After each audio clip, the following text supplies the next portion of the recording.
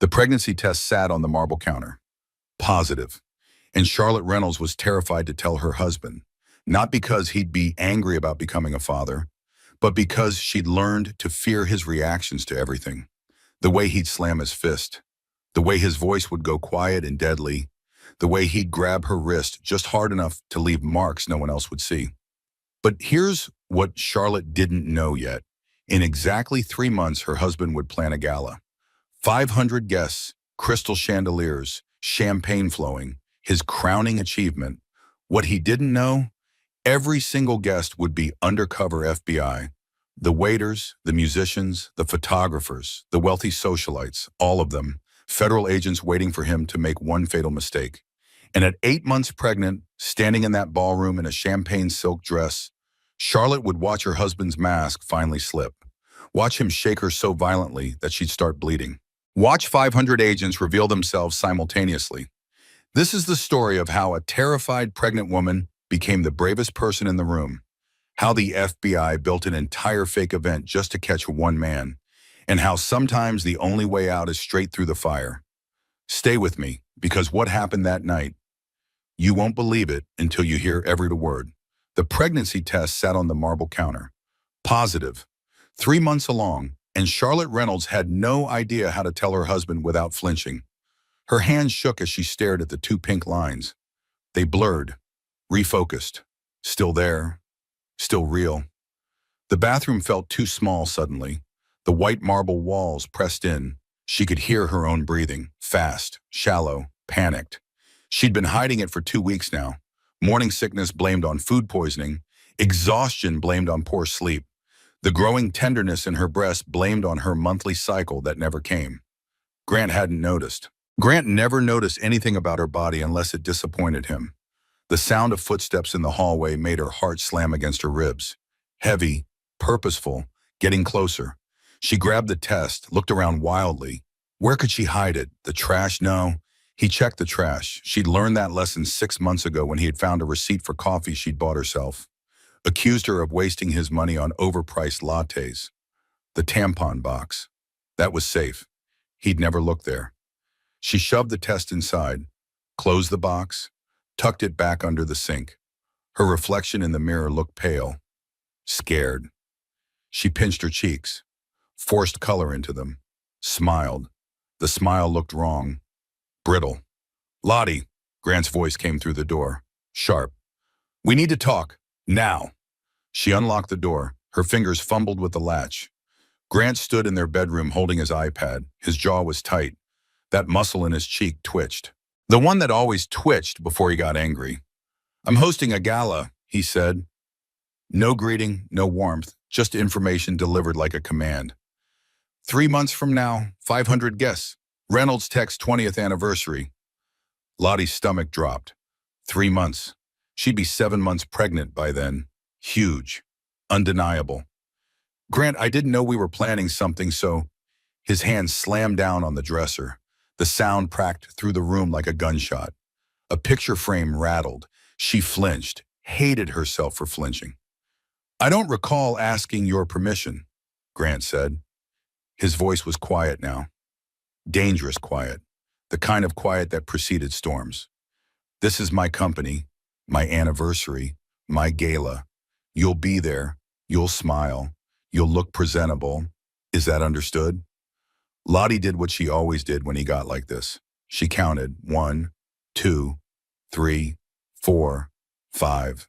Breathed in through her nose, out through her mouth, forced her shoulders down. Made her face soft, agreeable. "Of course, whatever you need." Grant's expression smoothed. The anger vanished like it had never existed.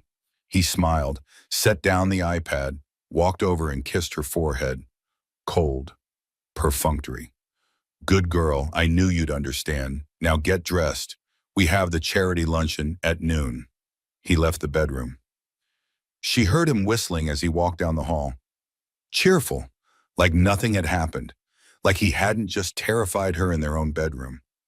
Lottie sank onto the edge of the bed. Her legs felt weak. The baby. She pressed a hand to her still flat stomach. What was she going to do? The memory hit her suddenly, sharp, visceral. 6 months ago, a different version of herself. She'd been standing in her office at the nonprofit. Sunshine Through the Windows Foundation. They helped women transitioning out of homelessness. Lottie had been the assistant director. She loved her job, loved the women she helped, loved the feeling of making a difference. That day, she'd been leading a team meeting, discussing their new partnership with the housing authority. Everyone was excited, energized. Then Grant walked in. He didn't knock, never knocked, just strode into her office in his expensive suit with that expression on his face, the one that said everyone else was wasting his time. Charlotte, he'd said, using her full name, the name that felt too formal, too stiff. You're quitting today. She'd laughed, actually laughed, thought he was joking. What? Grant, I'm in the middle of... I'm not asking. His voice cut through her words like a blade. You're my wife. That's your job now. This. He'd waved his hand dismissively at her office, at her career, at everything she'd built. This is beneath you, beneath us. Pack your things. Her boss, Marianne, had been standing there, watching, helpless. The whole team had seen it happen. Lottie's face had burned with humiliation. Grant, can we at least discuss this privately? She tried. There's nothing to discuss. Get your things. We're leaving. And she had. She'd packed up her desk while everyone pretended not to stare. Marianne had followed her to the door, pressed a business card into her hand. Her eyes had been wet. If you ever need anything, she'd whispered. Anything at all, you call me. Lottie had shoved the card in her pocket. Never called. What would she even say? Now she sat in her bedroom 3 months later, and that business card was still in her wallet. She'd never thrown it away. Some small part of her had known she might need it. Her phone buzzed. A text from Grant. Don't forget to look nice today. We're sitting with the Hendersons, important donors. She texted back immediately. Of course. Her fingers hovered over the screen. She opened her contacts, scrolled to Vivian Morrison, her best friend from college. They'd been roommates for 4 years, shared everything, secrets, dreams, fears. But Lottie hadn't talked to Viv much lately. Grant didn't like her, said she was a bad influence, too opinionated, too independent. Lottie pressed call before she could talk herself out of it. Viv answered on the second ring. Lottie? Oh my God, I was just thinking about you. How are you? The concern in Viv's voice made Lottie's throat tight. I'm good, fine, just wanted to catch up. Really? Because you sound weird. Viv had always been able to read her, even over the phone. What's going on? Grant's planning a gala, big anniversary thing for the company, 3 months from now, 500 guests. She tried to sound excited, normal. Failed. Okay. Viv's voice was careful. And you're calling me because? Lottie paused, chose her words carefully. Grant checked her phone sometimes, read her messages. I'm 7 months pregnant by then. He hasn't noticed I'm pregnant now. Silence on the other end. Long silence. Then Viv's voice came back different, harder, professional. She was an investigative journalist. This was her work voice. Lottie, that's not normal. You know that, right? He's just busy. The company is expanding. There's a lot of pressure. Lottie, I have to go. Charity luncheon. I'll call you later. She hung up before Viv could push further. Her hands were shaking again. She pressed them flat against her thighs, counted her breathing. 1, 2, 3, 4, 5. The closet beckoned, the walk-in closet that was bigger than her first apartment. She went inside, shut the door, sat on the floor among Grant's perfectly organized suits and her carefully curated dresses. Everything color-coordinated, everything expensive, everything chosen by him. This was the only place in the whole penthouse that felt small enough to breathe in. The only space where the walls didn't echo, where she could pretend she was somewhere else, someone else. Her phone buzzed again. Another text from Grant. Dress fitting tomorrow morning, 9 sharp. Don't be late. Of course, the dress fitting. For a gala 3 months away when she'd be visibly pregnant and he still hadn't noticed. Lottie pulled her knees to her chest, pressed her forehead against them. The baby fluttered, barely perceptible, just a whisper of movement. But it was there, real, growing. I don't know what to do, she whispered to the baby, to herself, to no one. The closet door opened. Grant stood there looking down at her. His expression was unreadable. "What are you doing on the floor?" "Just looking for something," she said quickly, stood up, brushed off her pants. "Found it." He looked at her for a long moment, something calculating in his eyes. Then he smiled. "You're acting strange lately. Are you feeling well?" "Just tired." "Hmm." He reached out, touched her face. She forced herself not to flinch. "Maybe you should see Dr. Bradshaw again. Get your anxiety medication adjusted." Her therapist. The one Grant had insisted she see after she'd overreacted to his controlling behavior. The one who gently suggested that maybe the problem wasn't Lottie's anxiety. That suggestion had been 6 months ago. Lottie hadn't mentioned it to Grant. "Maybe," Lottie said. "Good." He patted her cheek. "Now get ready. We leave in an hour." He walked away, left the closet door open. She stayed there for another minute, breathing, counting, surviving. What she didn't know was that Vivian Morrison had already made 3 phone calls the moment they'd hung up. One to Marianne at the nonprofit, one to an FBI tip line she'd used for previous investigative work, and one to her own attorney.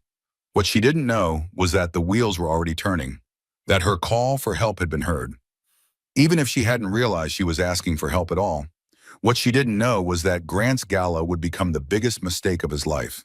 But that would come later. For now, she got dressed. Put on makeup, styled her hair, became the version of Charlotte Reynolds that Grant required. The pretty wife, the obedient wife, the wife who smiled and said nothing and took up as little space as possible. She looked at herself in the mirror one final time before leaving. Barely recognized the woman staring back. When had she become so small? When had her own reflection become a stranger? The charity luncheon was torture. 4 hours of fake smiling, of making small talk with people who looked through her like she was furniture, of watching Grant charm donors and partners while his hand on her knee under the table squeezed just a little too hard. A reminder, a warning. She ate her salad, drank her water, laughed at the right moments, said nothing interesting or memorable, exactly as expected. On the drive home, Grant was cheerful. "You did well today." The Hendersons were impressed. "Thank you. Tomorrow after your dress fitting, we'll review the guest list for the gala. I want your input on the seating arrangements." Liar. He didn't want her input. He wanted her compliance. But she nodded anyway. Of course. That night, she lay in bed next to her husband. He was already asleep, snoring softly. She stared at the ceiling, counted the recessed lights, 16 of them. She'd counted them 100 times before. Her phone was on the nightstand. She picked it up, scrolled through her contacts, found Dr. Bradshaw's emergency number. Her thumb hovered over it. What would she even say? "My husband is controlling but not violent. My husband criticizes but doesn't hit. My husband makes me feel small but hasn't actually hurt me." Would anyone believe that was enough? Would anyone care? She put the phone down, turned on her side. Grant shifted in his sleep. His arm came around her waist, possessive, even unconscious. The baby fluttered again, stronger this time. She pressed her hand where the movement had been. "I'll figure it out," she promised, somehow. But she had no idea how, no idea that help was already coming, no idea that 3 months from now, everything would change. For now, she closed her eyes and tried to sleep, tried not to think about the gala, about being 7 months pregnant and on display, about what Grant would do when he finally noticed. Tried not to think about how trapped she'd become. The city lights filtered through the floor-to-ceiling windows. Manhattan stretched out below them, 52 floors up. Sometimes Lottie thought about how high they were, how far the fall would be. Not seriously, just abstractly, the way you think about things when you're desperate. She pulled the blanket up to her chin. Grant's arm tightened around her waist. She stopped moving, barely breathed, waited until she felt him relax again into deep sleep. Only then did she allow herself one small freedom. She cried, silently, tears sliding sideways into her hair, her pillow. The expensive Egyptian cotton sheets that Grant had chosen.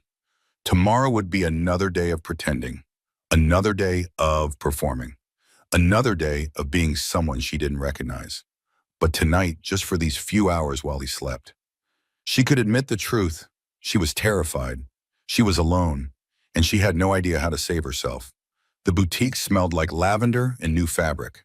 Expensive, exclusive, the kind of place where you needed an appointment just to walk through the door. Grant had made the appointment, chosen the designer, selected the style and color before Lottie even knew they were going. She stood on the fitting platform in her undergarments while the seamstress circled her like a predator evaluating prey.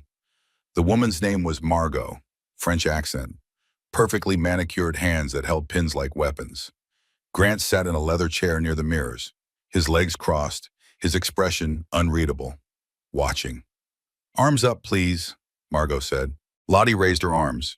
The measuring tape came around her ribs, her waist, her hips. She could feel Grant's eyes on every measurement, every number that came out of Margot's mouth. 34, 28, 37. Grant's jaw tightened.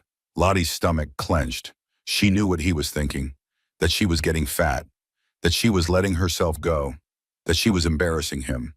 What he didn't know was that she was 3 months pregnant, that those measurements would change dramatically over the next 4 months, that by the time of his gala, she'd be massive, and there was no dress in the world that could hide it. Margot brought out the sample. Champagne silk, bias cut, it would cling to every curve, show every imperfection. Grant had chosen well if his goal was to make her feel exposed. "Try this on," Margot said. Lottie stepped into the dress. The silk whispered against her skin, cold, slippery.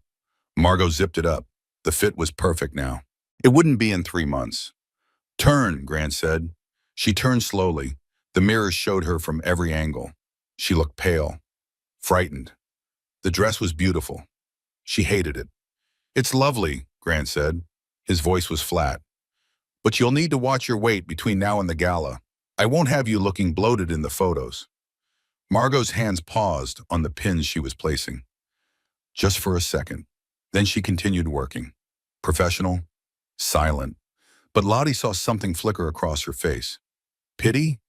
Disgust? She couldn't tell. "Of course," Lottie said. The words came automatically. Agreement. Compliance. Surrender. Margot was pinning the hem when she accidentally stuck Lottie with a pin. The sharp pain made her flinch. Gasp. Grant stood up immediately, walked over. "Are you incompetent?" His voice was ice and razors. "This dress costs $10,000. If you damage it, or my wife, I'll make sure you never work in this city again." The seamstress went white, started trembling. "I'm so sorry. It was an accident. I didn't mean—" "Sorry isn't good enough." Grant leaned closer, invaded her space, used his height to intimidate. "Maybe you should consider a different profession if you can't manage the basics." "Grant." Lottie's voice came out small, placating. "It's fine, really. It didn't even hurt." He turned to her. Something dangerous flashed in his eyes. "Don't interrupt me when I'm speaking." She closed her mouth, looked down, counted the buttons on her dress in the mirror. 5 of them, covered in silk. Probably cost $100 each. Margot finished the pinning with shaking hands. "The dress will be ready in 2 months, she said quietly, with room for minor alterations closer to the date. Grant paid $20,000 for a dress Lottie would wear once. Maybe, if she could figure out how to hide a 7-month pregnancy, which was impossible. In the car ride home, Grant drove in silence. Lottie stared out the window, watched the city blur past, people walking dogs, couples holding hands, normal lives she used to take for granted. "You're getting fat," Grant said suddenly. Her hand moved instinctively to her stomach, covered it, protected it. "I'm not. I've been careful about. Don't lie to me." His voice was calm, too calm. "I can see it. Your face is fuller. Your body is changing. You're letting yourself go." "I'm pregnant, Grant." The words were out before she could stop them. Stupid. She'd meant to tell him differently, carefully, when he was in a good mood, if he was ever in a good mood anymore. He slammed on the brakes. The car screeched to a stop in the middle of traffic. Horns blared behind them. He turned to her slowly. "What did you say?" Her heart pounded so hard she could hear it in her ears. "I'm 3 months pregnant. I found out 2 weeks ago. I've been trying to find the right time to tell you." "You're lying." "I'm not. I have the test at home. I can show you." His face went through several expressions in rapid succession. Shock, anger, calculation, then something worse, disgust. How did this happen? How do you think it happened? Don't get smart with me. He started driving again, jerked the car forward. Are you sure it's mine? The question hit her like a physical blow. She couldn't breathe for a second. Of course it's yours. How can you even ask that? Because you've been acting strange, secretive, meeting with your friend Vivian. What else have you been hiding? Nothing, I swear. I didn't know how to tell you. Because you knew I'd be angry. No, because I knew you were stressed about the company and the gala, and I didn't want to add more pressure. He laughed, sharp, bitter. Well, congratulations. You've added pressure. A baby. Perfect timing. They drove the rest of the way in silence. Lottie pressed her forehead against the cool window. Tried not to cry. Failed. Tears slid down her cheeks. She wiped them away quickly. Didn't want him to see. When they got home, Grant disappeared into his office, slammed the door. She heard him on the phone. His voice was muffled but angry. She couldn't make out the words. She went to the bathroom, locked the door, sat on the edge of the bathtub fully clothed. The expensive marble felt cold through her clothes. She counted tiles, started at the corner. 1, 2, 3. Made it to 147 before she lost track. Her phone buzzed. A text from Vivian. How did the fitting go? Lottie stared at the message. How much should she tell? How honest could she be? She did that thing. That thing every woman who's been told she's wrong does. She opened her browser, typed in her search. Am I overreacting? Google autofilled the rest. Am I overreacting to my husband's anger? Am I overreacting about emotional abuse? Am I overreacting, or is this gaslighting? 3 a.m. Google searches in blue light. Desperate validation from strangers on the internet. She'd done this so many times before. Always late at night, always when Grant was asleep, always searching for someone to tell her she wasn't crazy. The results came up. Forums, articles, psychology websites. She scrolled through them, read stories that sounded familiar. Too familiar. Women describing their husbands in words that could have described Grant. He criticizes my weight but says he's just trying to help me be healthy. He controls the money but says he's just better at managing finances. He isolates me from friends but says they're bad influences. He makes me feel crazy but says I'm too sensitive. Am I overreacting? Is this normal? Other couples fight too, right? Lottie closed the browser, put down her phone, stared at her reflection in the bathroom mirror. When had she started looking so tired? When had the dark circles appeared? When had she started wearing her hair in a bun every day because it was easier than having him criticize how she styled it? A knock on the door made her jump. Charlotte? Grant's voice, still angry but controlled now. Come out. We need to talk. She unlocked the door. He stood there with papers in his hand. His face was smooth, pleasant. The anger had been put away, tucked into whatever box he kept it in until he needed it again. I've been thinking, he said, about the baby. She waited, didn't speak, didn't trust her voice. Obviously, this complicates the gala. You'll be showing by then. Significantly showing. That's not the image I want to project. I'm sorry. The apology came automatically, programmed a response. I didn't plan for the timing to be like this. Clearly, he handed her the papers. I've made an appointment for you, Dr. Helen Bradshaw, your therapist, tomorrow at 2. You need to get your anxiety under control. This is obviously stress-induced. You're not thinking clearly. She looked at the appointment card. Dr. Bradshaw. She'd been seeing her for 6 months, ever since Grant decided Lottie was too emotional and needed professional help.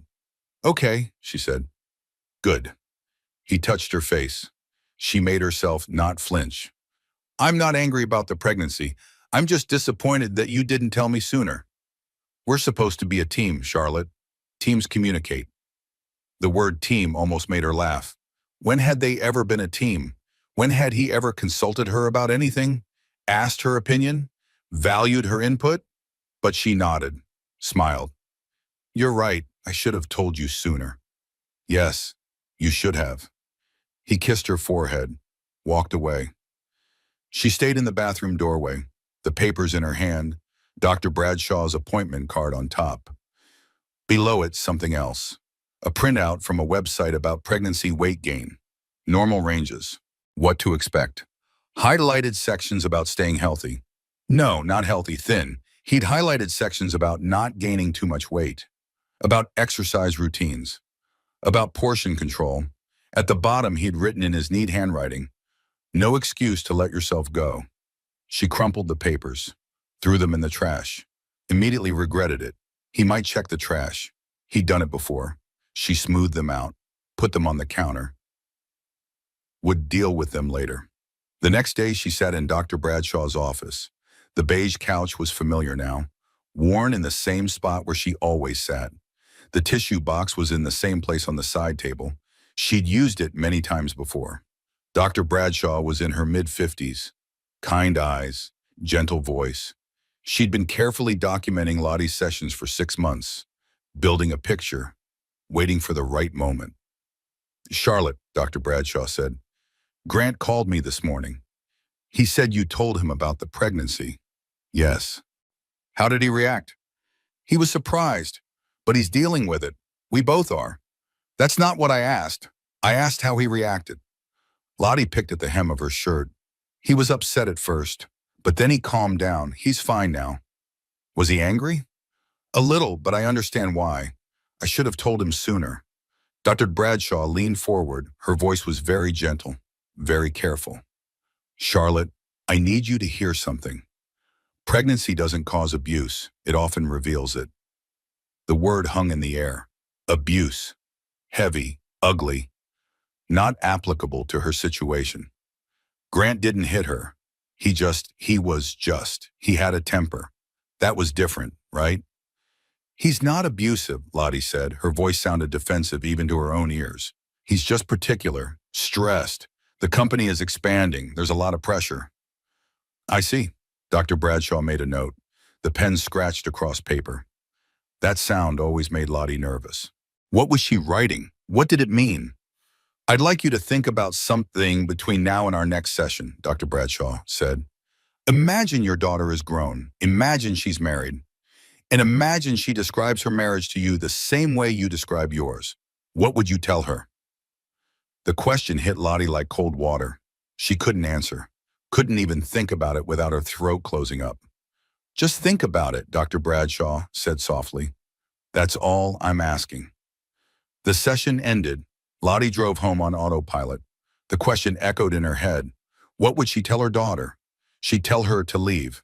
She'd tell her she deserved better. She'd tell her that this wasn't love, that this wasn't normal, that she was worth more than this. But she couldn't take her own advice. Why? Because it was different when it was you. Because from the inside it looked complicated, nuanced, not black and white, because leaving felt impossible. That night, Grant was charming at dinner. He cooked, made her favorite pasta, poured her sparkling water in a wine glass so she didn't feel left out, talked about baby names and nursery colors. "I was thinking we could do the nursery in gray and white," he said, "gender neutral, classic." "That sounds nice. And we should start interviewing nannies soon. I want someone with excellent references, someone who understands the importance of routine and discipline."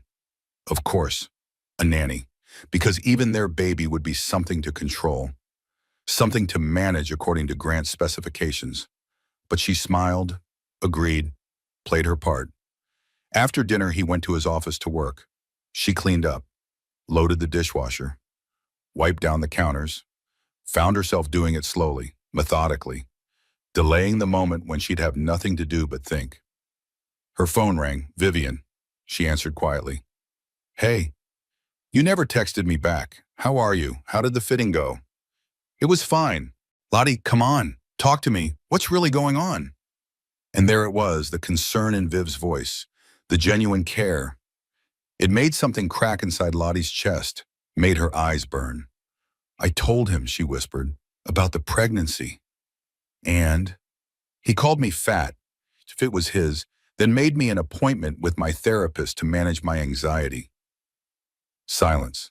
Then Viv's voice came back different, harder, dangerous. "Lottie, that's not okay. You know that's not okay, right?" He's just stressed. Stop. Stop making excuses for him. Listen to yourself. You're pregnant with his child, and he's calling you fat and questioning paternity. That's not stress. That's cruelty. Viv, I'm coming over. No, you can't. Grant doesn't like when I have visitors without telling him first. Grant doesn't want. Grant, Grant. What about what you like, what you want? Lottie didn't have an answer for that. Couldn't remember the last time anyone had asked her what she wanted. I have to go, she said. I'll call you later. She hung up before Viv could argue. Immediately felt guilty. Viv was just trying to help, but she didn't understand. Nobody understood unless they lived it. Grant emerged from his office around 11. She was already in bed pretending to read. He got ready for bed, brushed his teeth, changed into pajamas, climbed in beside her.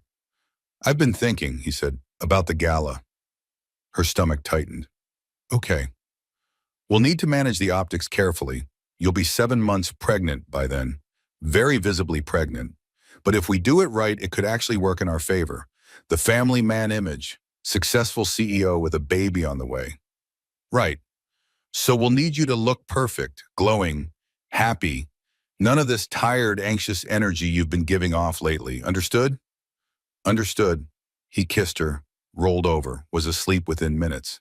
She lay awake for hours, staring at the ceiling, counting recessed lights. 16 of them. Always 16. What she didn't know was that Dr. Bradshaw had already submitted a report to the hospital's risk assessment team, flagging Lottie as high risk for domestic violence.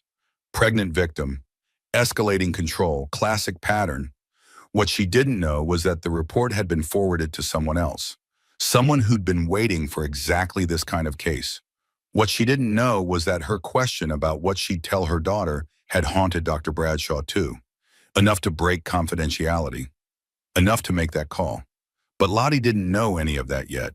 She just lay in the dark next to her husband, protected her growing belly with one hand, and wondered how long she could keep pretending. The answer was 3 months, but she didn't know that yet either. Lottie woke at 2 in the morning because Grant's side of the bed was cold. She reached across the empty sheets. Nothing. She listened. Silence. Then voices, muffled, coming from down the hall. She got up slowly. Her feet touched the cold hardwood floor. The penthouse was dark except for a sliver of light under Grant's office door. She walked toward it, each step careful, quiet. She'd learned to move silently through her own home. The door was cracked open. Just an inch. Enough to see him sitting at his desk with his back to her. Phone pressed to his ear. His voice was low, dangerous. The voice he used when he was truly angry, when the mask came completely off. I don't care what it was, he said. Handle it. Pause. Someone speaking on the other end. The gala is critical. Nothing can go wrong, especially not her. He spat the word like poison. Her. Lottie froze in the hallway. Her heart stopped. Started again too fast. If she makes a scene, if she embarrasses me in front of the board, you know what to do. Another pause. Yes, exactly. Make it look natural. Pregnancy complications. These things happen.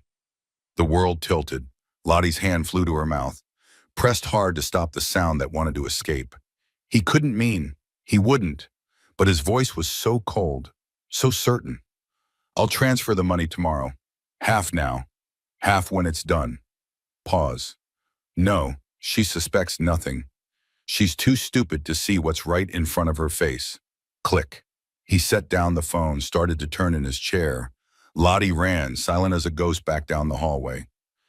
Into the bedroom, under the covers. She pressed her eyes shut, tried to breathe normally, couldn't. Her chest felt tight, constricted, like someone was sitting on it. The door opened. Grant came in. She felt him watching her. She didn't move, didn't breathe. Played dead like prey, hoping the predator would pass by. He got into bed. His arm came around her waist. His hand settled on her stomach. Over the baby. His touch felt like a threat. Baby, he said softly. What are you doing up? She swallowed.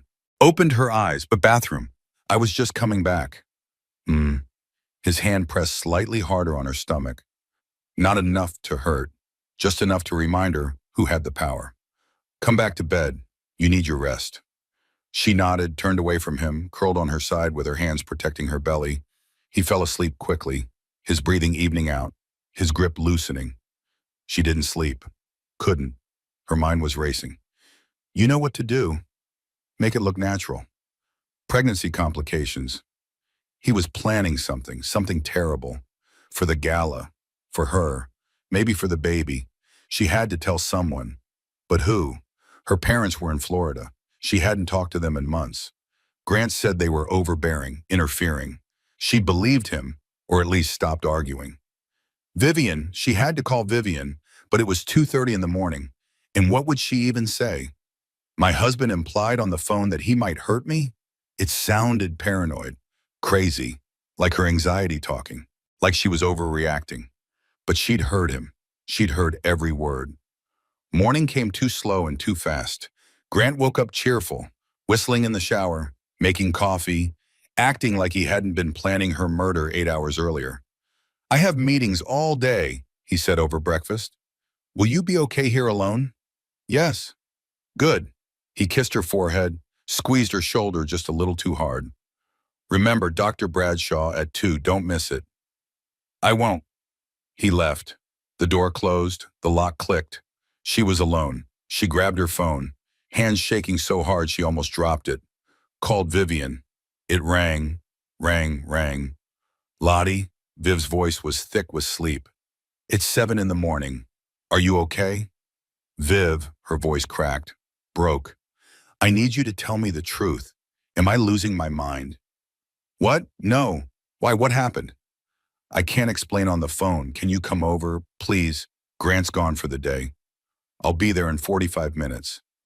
Lottie spent those 45 minutes pacing, checking the door, looking out windows, jumping at every sound. The elevator dinged. She ran to the peephole. Vivian. She opened the door. Viv took one look at her and pulled her into a hug. Lottie started crying, couldn't stop. Great gulping sobs that made her whole body shake. Okay, Viv said. Come on, sit down, breathe, tell me everything. They sat on the couch, Lottie's couch, in Lottie's penthouse. That didn't feel like hers at all.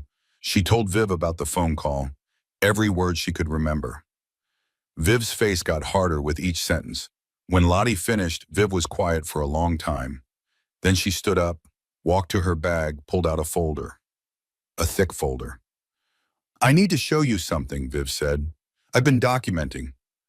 For months. I'm sorry. I know I should have told you sooner, but I needed to be sure. I needed evidence before I said anything. She opened the folder. Papers spilled across the coffee table. Printed emails. Photos. Timeline of incidents. Dates. Witnesses. Details Lottie had forgotten or blocked out. The night you quit your job, Viv said. Your boss, Marianne, called me. She was terrified for you. She said Grant had been showing up at the office for weeks before that, making everyone uncomfortable, asserting control. Lottie stared at the papers, Marianne's contact information, photos of the non-profit office, her old desk. Next page, Viv flipped to a hospital report. 8 months ago, you told me you had food poisoning, remember? Yes, I was sick for 3 days. This is your ER record from that night. Dr. Patricia Bennett noted bruising on your upper arms consistent with forceful gripping. She asked you about domestic violence. You said you fell. Lottie's hands went to her upper arms. She did remember bruising. Grant had grabbed her during an argument, shaken her. She'd gone to the ER because she couldn't stop vomiting from the stress. Not from food poisoning, she'd lied, even to herself. There's more. Viv kept flipping pages. Bank statements, property deeds, legal documents. Your grandmother's investment property, the one she left you, the one you were so proud of. Look at the deed. Lottie looked. Her name wasn't on it. Grant's name was, sole owner. How? That was mine. She left it to me. Power of attorney. Remember last year when you signed those tax documents he brought home? She did remember. She'd been tired. He'd said it was routine. She'd signed without reading. Stupid. So stupid. He transferred everything into his name. The property, Your inheritance, your trust fund from your grandparents, all of it. You have nothing, Lottie. He's been systematically taking everything from you for 2 years. The room spun. Lottie pressed her hands to her face, tried to breathe, couldn't. The walls were closing in. Everything she thought she knew was a lie. I need to go to the bathroom, she managed. She ran, made it to the toilet just in time. Threw up. Morning sickness and panic combined into something violent. She retched until there was nothing left, then sat on the cold tile floor. Fully clothed, let the coolness seep through her clothes into her skin. She counted tiles. Started at the corner by the toilet. 1, 2, 3. Made it to 147 again. The same number as last time. The same meaningless number that helped her feel in control when everything else was chaos. The baby kicked, hard, insistent, like it was trying to get her attention. She pressed her hand where the movement had been. I know, she whispered, Fred. I know we have to do something. But what? What can I do? Vivian knocked softly on the door. Lottie, can I come in? Yes, Viv came in, sat on the floor next to her, didn't say anything, just sat there. Present, solid, real. I didn't know it was this bad, Lottie said finally. I knew it was bad, but I didn't know it was this bad. I know. He's going to hurt me at the gala. I heard him on the phone. He's paying someone to make it look like pregnancy complications. I believe you. Viv's voice was steady, certain.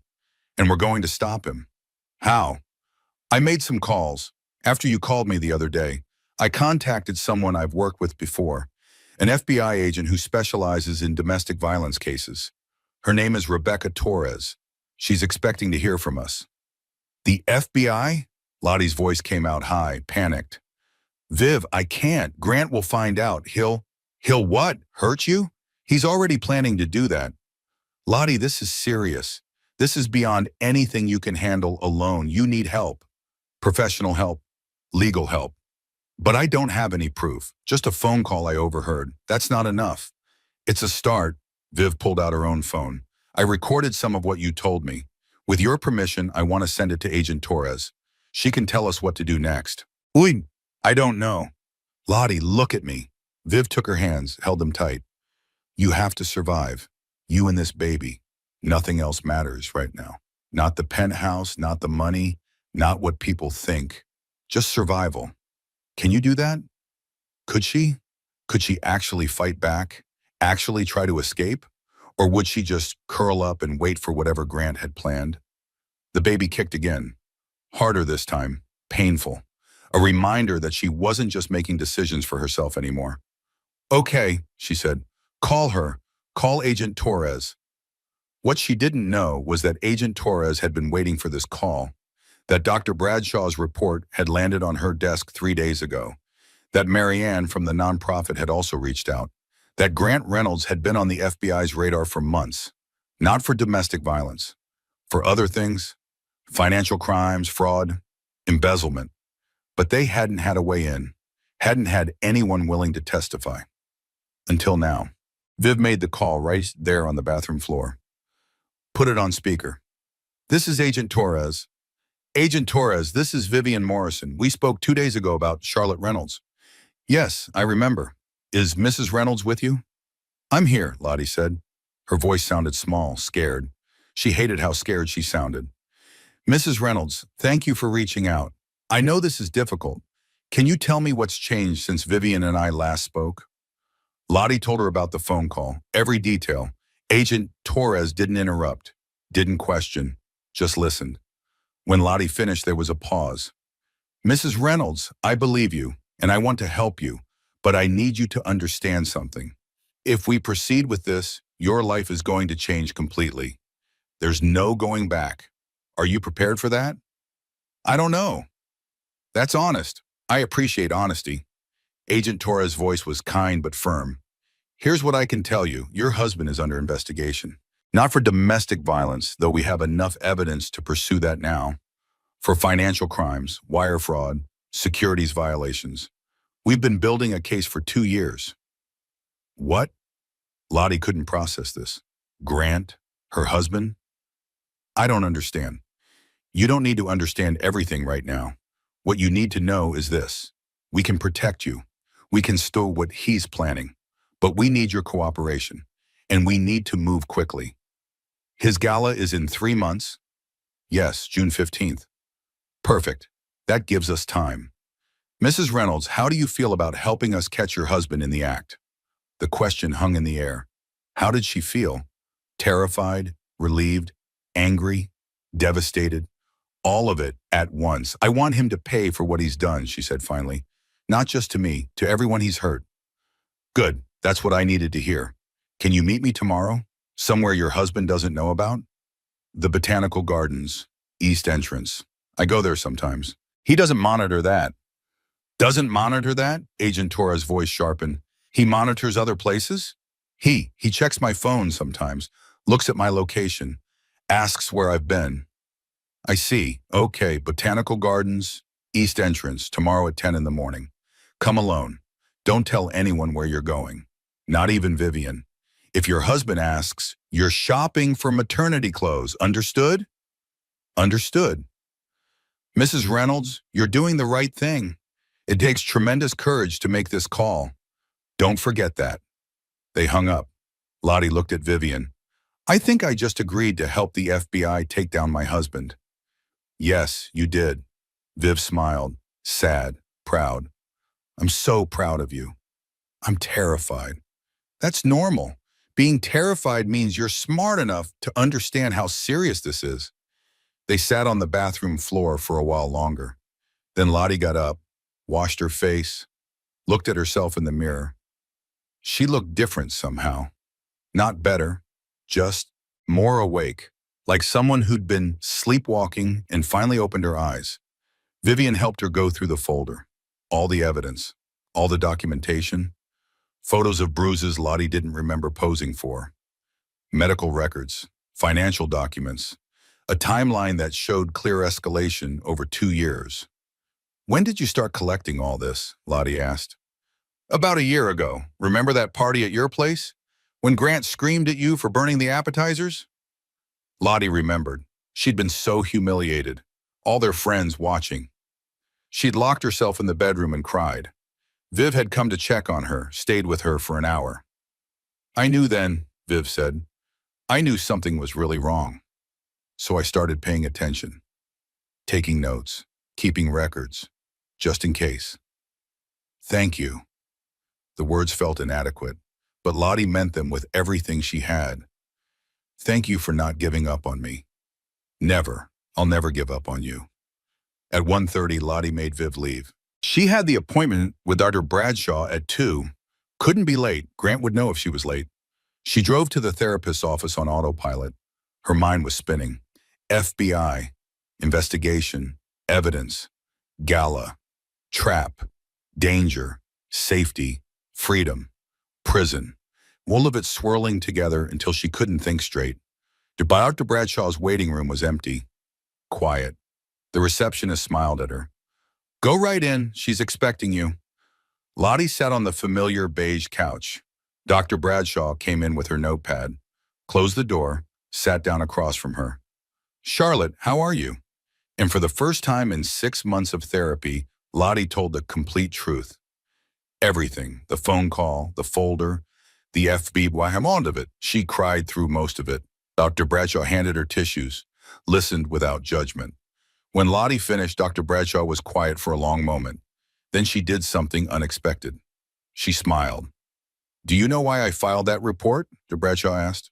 What report? 3 days ago, I submitted a risk assessment report to the hospital's domestic violence unit, flagging you as high risk. I broke confidentiality. I could lose my license for that. You, why? Because you asked me that question about what I'd tell your daughter, and I realized I'd been waiting for you to realize how bad it was. But you couldn't see it from the inside, so I had to act. I had to get you help, even if you weren't ready to ask for it. Lottie started crying again, but different tears this time. Relief, gratitude. Thank you. You're going to be okay, Dr. Bradshaw said firmly. This is going to be hard. Probably the hardest thing you've ever done. But you're going to survive, and you're going to be stronger than you ever imagined possible. That night, Lottie went home and made dinner. Grant came home at 7, cheerful, affectionate, complimented the meal, asked about her day, acted like a normal husband in a normal marriage. She played along, smiled, laughed at his jokes, pretended everything was fine. But inside, she was different now. Inside, she knew the truth. Inside, she was already planning her escape. After dinner, Grant went to his office. She cleaned up, then went to the nursery she'd been decorating. Pale yellow walls, white crib, stuffed animals lined up on the shelf. She'd done all this hoping to make it feel real, hoping to feel excited. But it had always felt like pretending. Now she stood in the middle of the room and made a promise to her unborn daughter. "I'm going to protect you," she whispered. "I'm going to get us out of this. I don't know how yet, but I promise you, we're going to be free." The baby kicked in response, like she understood, like she believed. Lottie hoped that belief was enough because she had no idea what tomorrow would bring. No idea what she was walking into. No idea if the FBI could actually protect her or if this would all blow up in her face, but she couldn't go back. Couldn't unknow what she now knew. Couldn't pretend anymore. Tomorrow she would meet Agent Torres. Tomorrow she would start fighting back. Tomorrow she would begin the long road to freedom. Tonight she just stood in the nursery and held her belly and hoped with everything she had that she was making the right choice. Outside, the city stretched below them. 52 floors down, so far to fall, but maybe also so far to climb back up. The botanical gardens smelled like earth and green growing things. Lottie arrived 15 minutes early, found a bench near the orchid pavilion, sat with her hands folded in her lap, trying not to look as terrified as she felt. People walked past, a mother with a stroller, an elderly couple holding hands, teenagers taking selfies near the roses. Normal people living normal lives. She used to be one of them, or thought she was. Now she knew better. At exactly 10 o'clock, a woman sat down on the other end of the bench, mid-40s, professional clothes, kind eyes that had seen too much. She didn't look at Lottie, just sat there holding a coffee cup from the garden cafe. "Mrs. Reynolds?" Her voice was quiet, careful. "Yes. I'm Special Agent Rebecca Torres. Thank you for meeting me." She showed her credentials, real federal ID, FBI seal, photo that matched her face. "I know you're scared. That's normal. That's smart. I don't know what I'm doing here. You're here because you want to survive. That's enough." Torres finally looked at her, really looked at her, saw her. "How far along are you?" 16 weeks, 4 months. And he still doesn't really accept it? He accepts it. He just wishes it was different, more convenient, less visible. Lottie's hands went to her stomach automatically, protective. "He's planning something for the gala. I heard him on the phone." "I know. Vivian told me. We've started tracing his recent communications. He made 4 calls that night, one to a private security firm, one to his attorney, one to an offshore account manager, one to an unlisted number we're still tracking." "Security firm? Why would he need—" "Because he's planning to have you removed from the gala if you cause a scene. Removed could mean many things, none of them good, especially given your condition." Lottie felt cold. The garden suddenly seemed too open, too exposed. "He's going to hurt me. He's going to hurt my baby. Not if we stop him first." Torres set down her coffee, pulled out a slim folder. "Mrs. Reynolds, Charlotte. Can I call you Charlotte?" "Yes." "Charlotte, I need to tell you something. Your husband has been under federal investigation for 22 months. Wire fraud, securities violations, money laundering, tax evasion. We've been building a case, but we haven't had grounds to move forward until now." "I don't understand. Why not?" "Because financial crimes require witness testimony, documentary evidence, a clear pattern. We had some of that, but your husband is careful, smart. He covers his tracks, uses shell companies, offshore accounts. We needed someone on the inside." Torres paused. "We needed you." The words hit like a punch. Lottie's breath caught. "You want me to spy on him?" "No, we want you to protect yourself while we gather the evidence we need. Your therapist filed a report. Your friend compiled documentation. Your former boss reached out to us. And now you've come forward about a direct threat. That's enough for us to act. Act how? Torres opened the folder. Inside were photos, documents, surveillance images, Grant meeting with people Lottie didn't recognize, Grant entering buildings she'd never heard of, Grant living a whole life she knew nothing about. Your husband isn't just a CEO, Torres said. He's a criminal. He's been defrauding investors for years. Millions of dollars. He's ruined lives, destroyed retirement accounts, bankrupted families.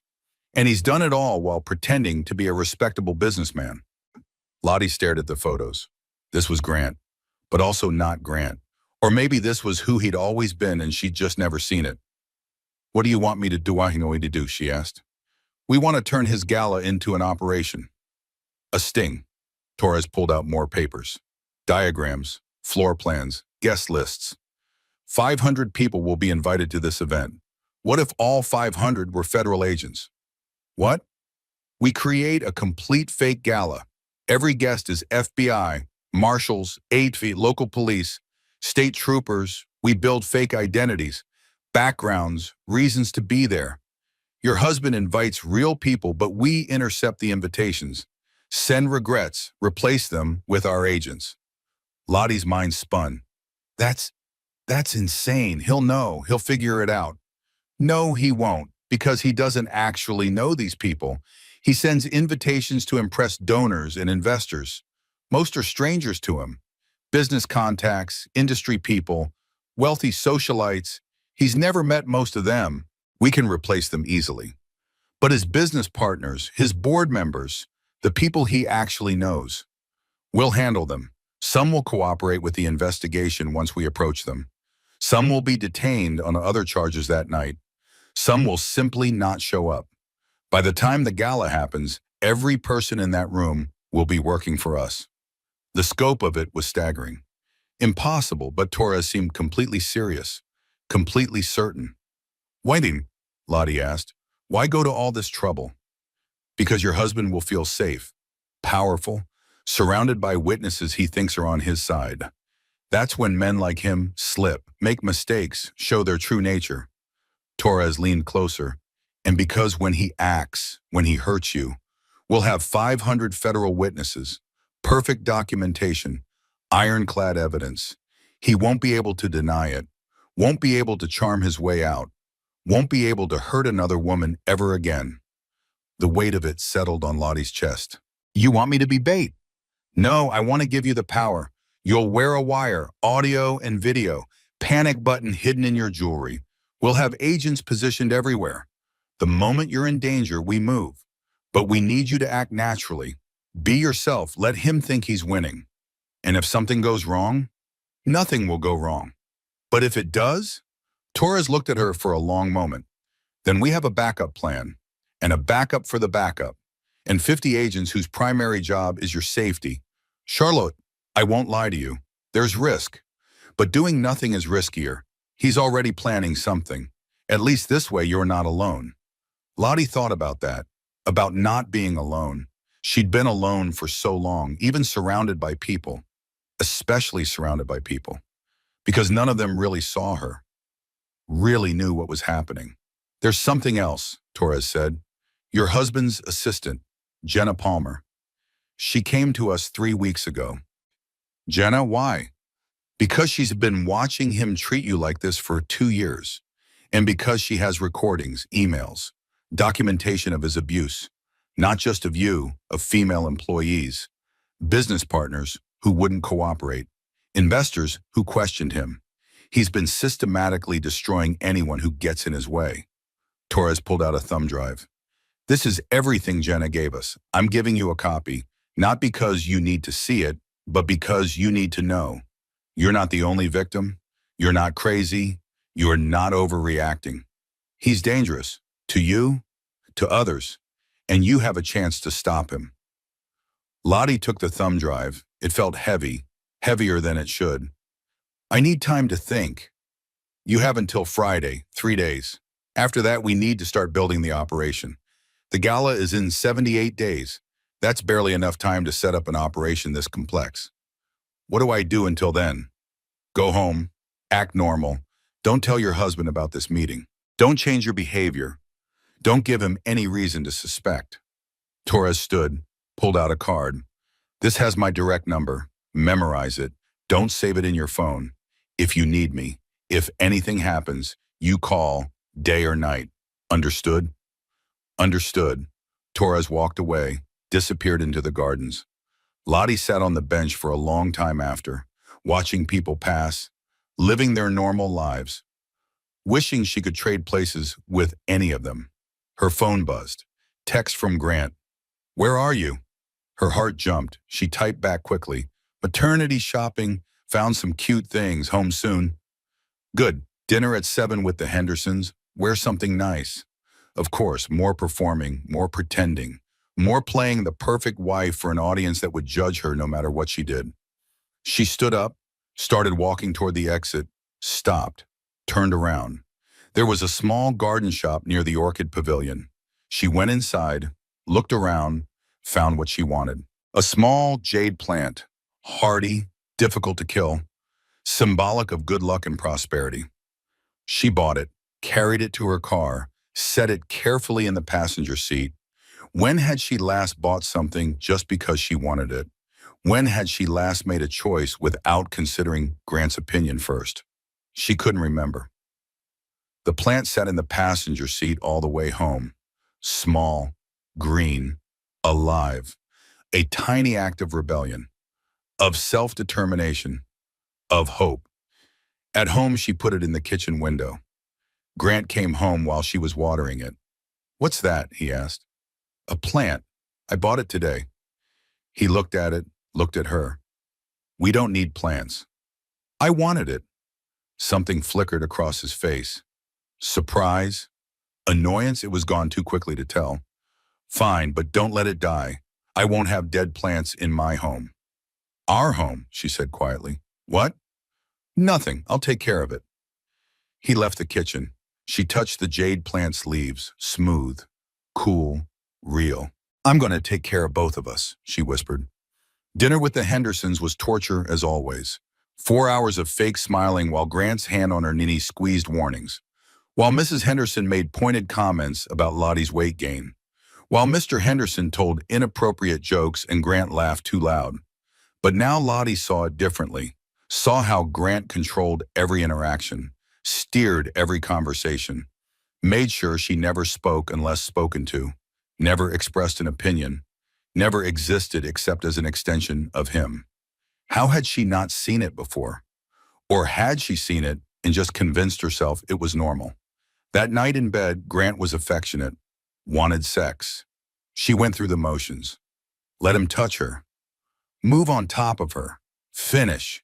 He rolled off satisfied, was asleep within minutes. She went to the bathroom, locked the door, inserted the thumb drive Torres had given her into her laptop, opened the files.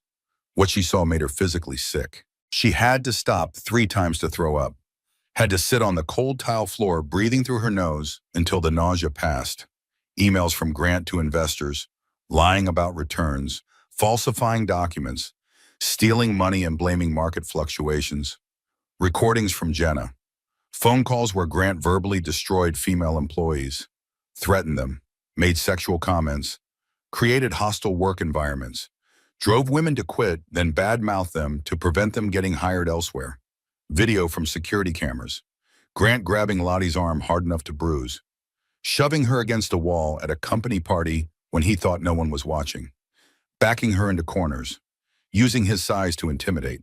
She watched herself become smaller, quieter, more subdued. Over the course of 2 years, watched herself disappear right in front of her own eyes. When did I lose myself, she thought. When did I become this woman who flinches and apologizes and takes up no space?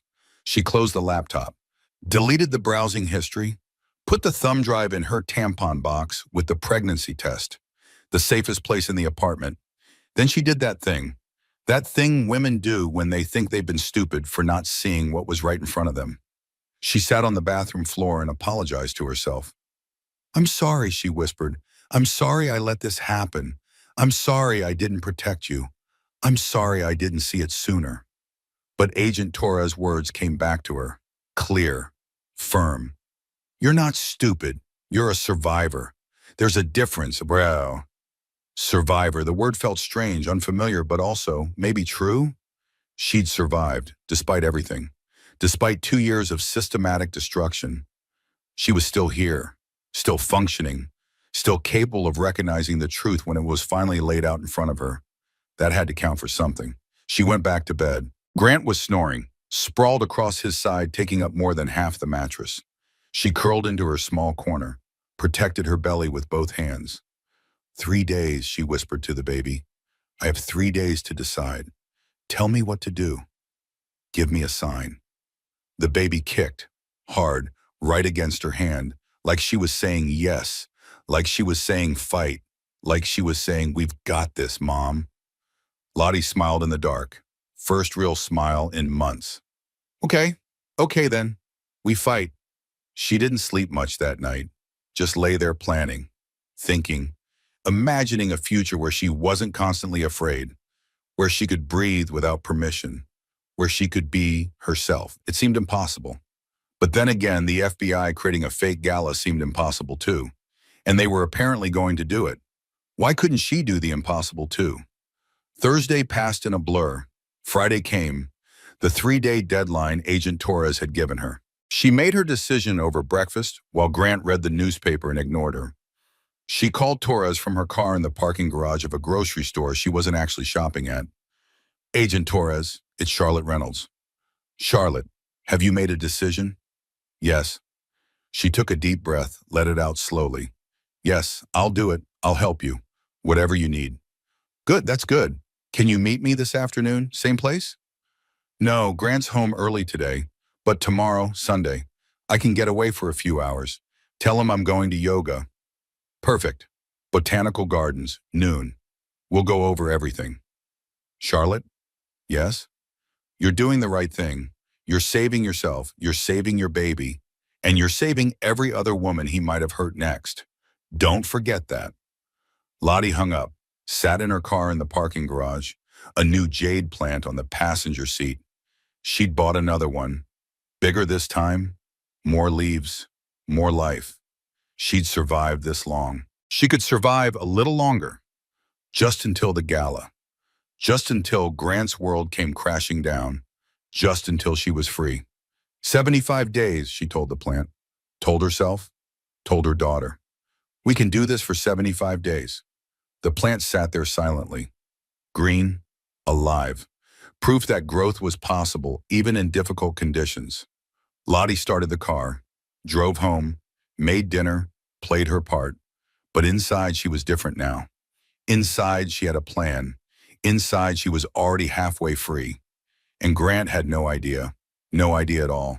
The safe house was in Queens, a small apartment in a building that looked like every other building on the block.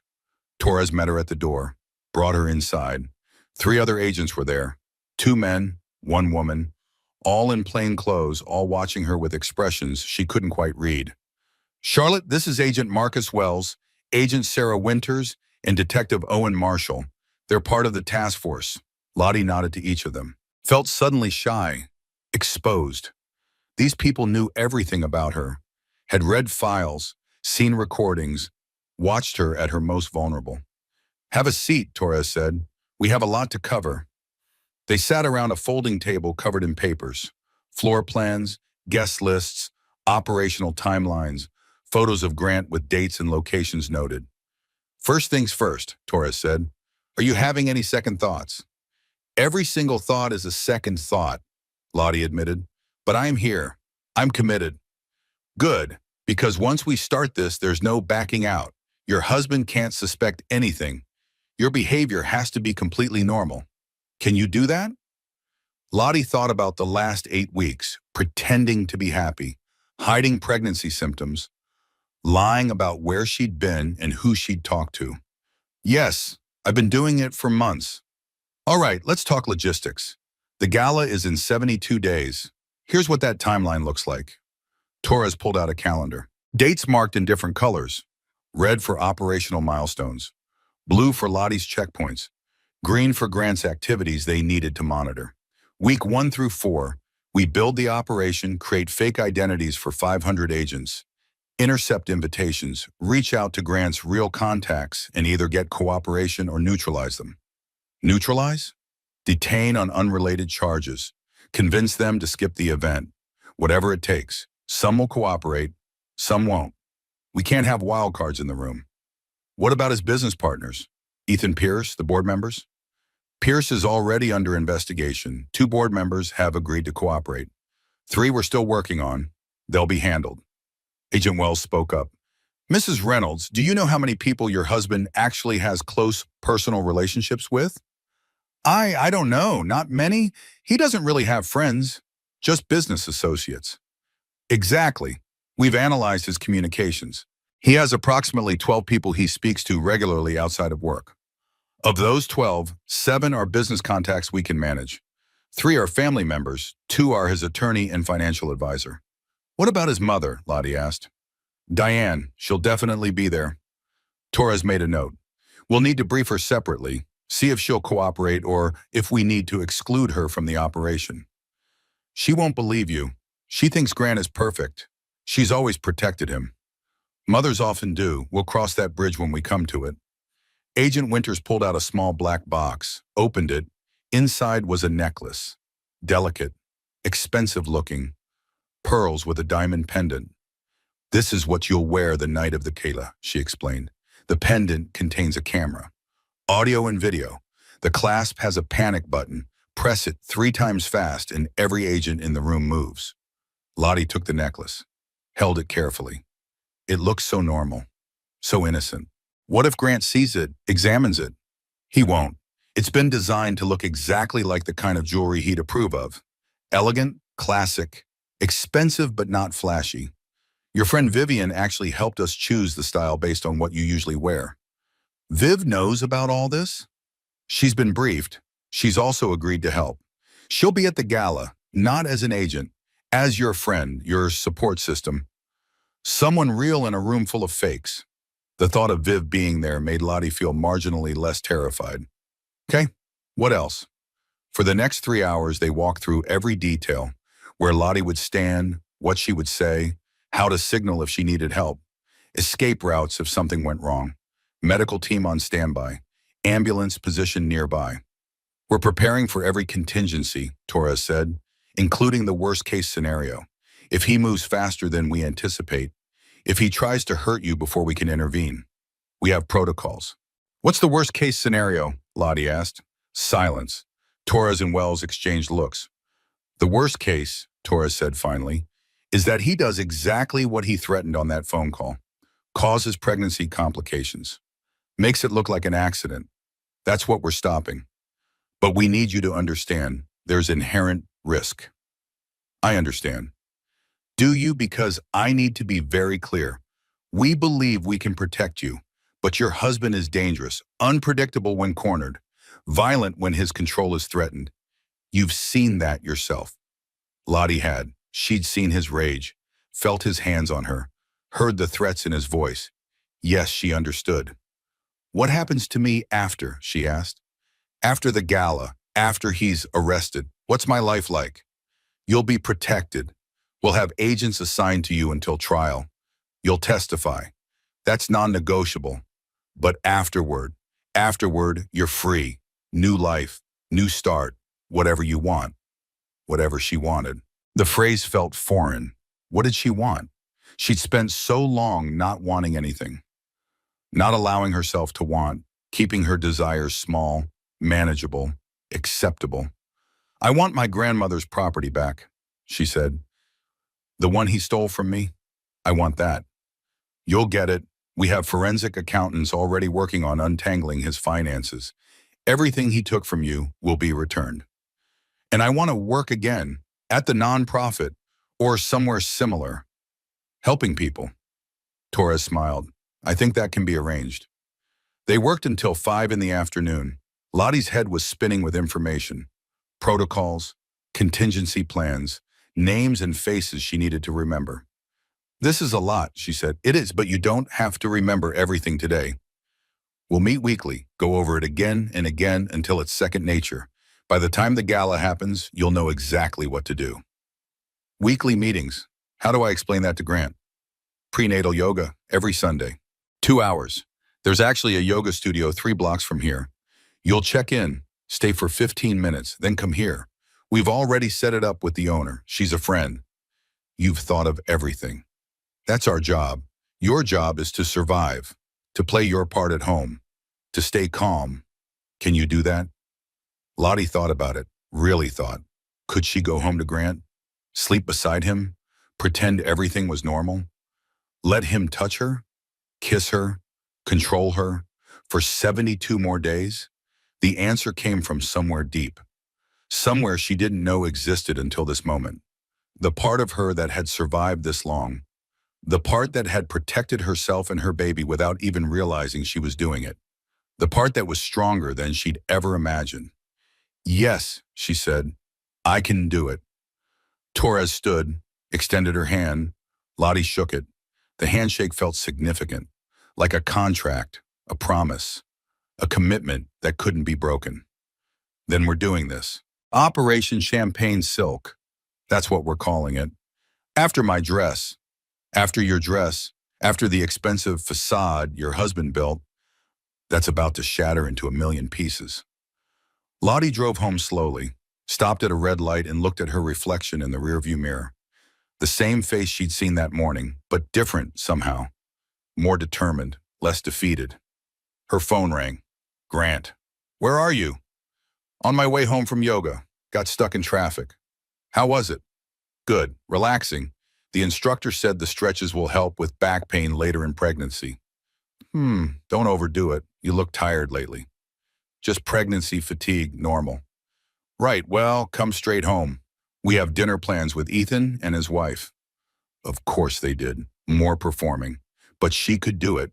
She'd done it before. She'd do it 72 more times if necessary. I'll be there in 20 minutes. She hung up, stared at her reflection again. 72 days, she said aloud. We can survive anything for 72 days.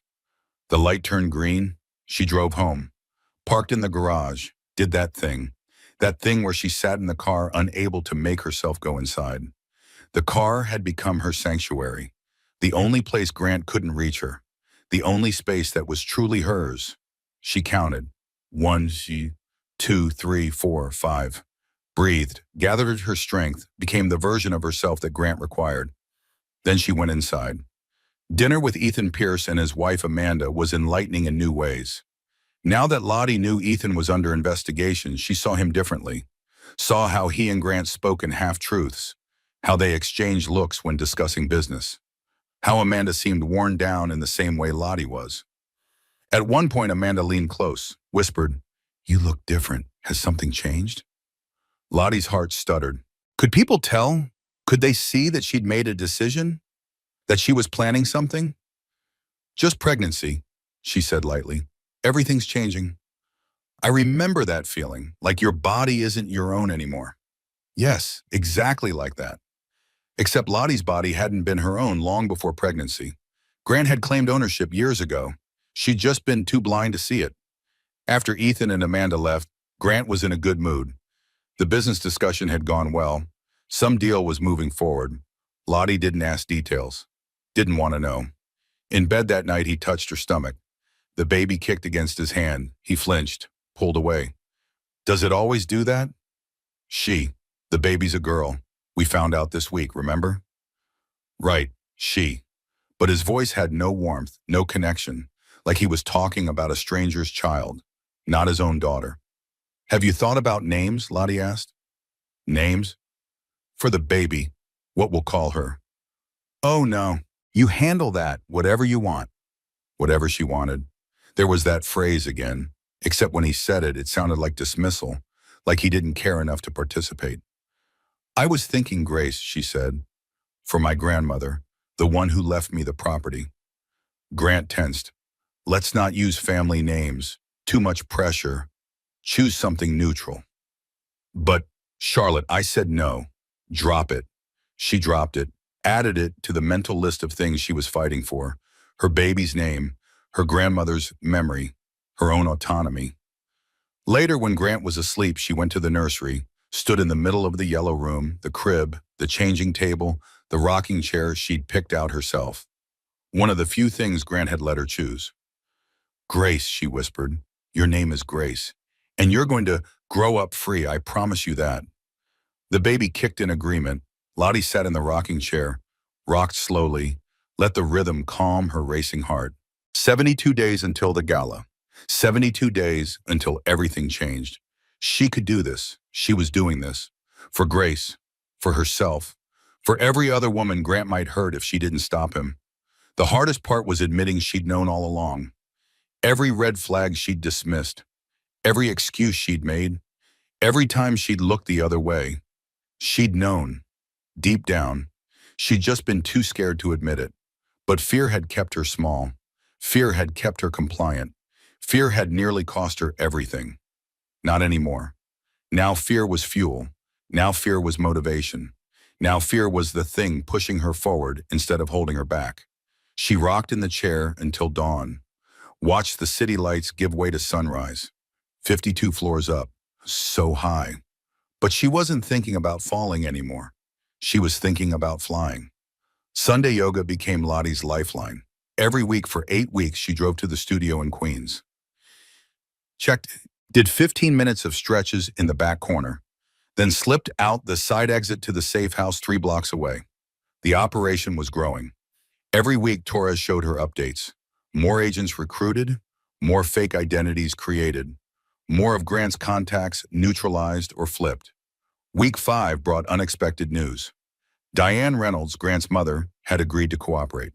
She what? Lottie couldn't believe it. Diane. We approached her carefully, Torres explained, showed her evidence of Grant's financial crimes first, not the domestic violence. That would have made her defensive. But the fraud, the investors he'd destroyed, that reached her. What did she say? She cried, said she'd raised him better, said his father would be ashamed. Then she asked how she could help. His father was worse than Grant. That's where he learned it. Torres nodded. We suspected. Mrs. Reynolds Sr. mentioned that too, said she'd spent 40 years making excuses for her husband. She wasn't going to make them for her son anymore. Will she be at the gala? Yes, she'll act normally, play her part, but she'll also testify when the time comes, against her own son. That takes courage. Lottie thought about Diane, about the question she'd asked weeks ago. Did your husband hurt you? And Diane's shaking hands, her white face, her admission. That was different. Maybe it wasn't different after all. Maybe Diane was finally seeing that. The sessions at the safe house became more detailed. Lottie practiced wearing the necklace, pressing the panic button, speaking clearly for the audio recording, moving naturally for the video. Agent Winters worked with her on body language. You need to act normal, not stiff, not obviously scared, just yourself. Grant knows how you move, how you talk. Any change will alert him. They ran scenarios. What if Grant grabbed her arm? What if he pushed her? What if he tried to isolate her from the crowd? Each scenario had a protocol, a response, a way for the agents to intervene without blowing the operation. Remember, Torres said, we have 500 agents in that room. Every single person will be ours. Waiters, caterers, musicians, photographers, guests, security, all of us. Grant will be the only civilian there besides you. What about Vivian? Vivian will be there as your guest. She'll stay close. She's also been trained. She knows the signals, knows the protocols. What about my OB? Will there be medical staff? 2 doctors, 3 nurses, all federal agents with medical training. Ambulance outside, hospital on standby. We're not taking chances with you or the baby. Lottie was 28 weeks pregnant now. 7 months, obviously showing, Grant's behavior had evolved. He'd stopped touching her stomach, stopped acknowledging the pregnancy except to criticize her changing body, made comments about post-baby weight loss, about getting back to normal, as if she'd ever been normal, as if their life together had ever been anything but a carefully constructed lie. At home, she played her part perfectly, smiled through his criticisms, agreed with his decisions, let him control everything. But she was documenting now.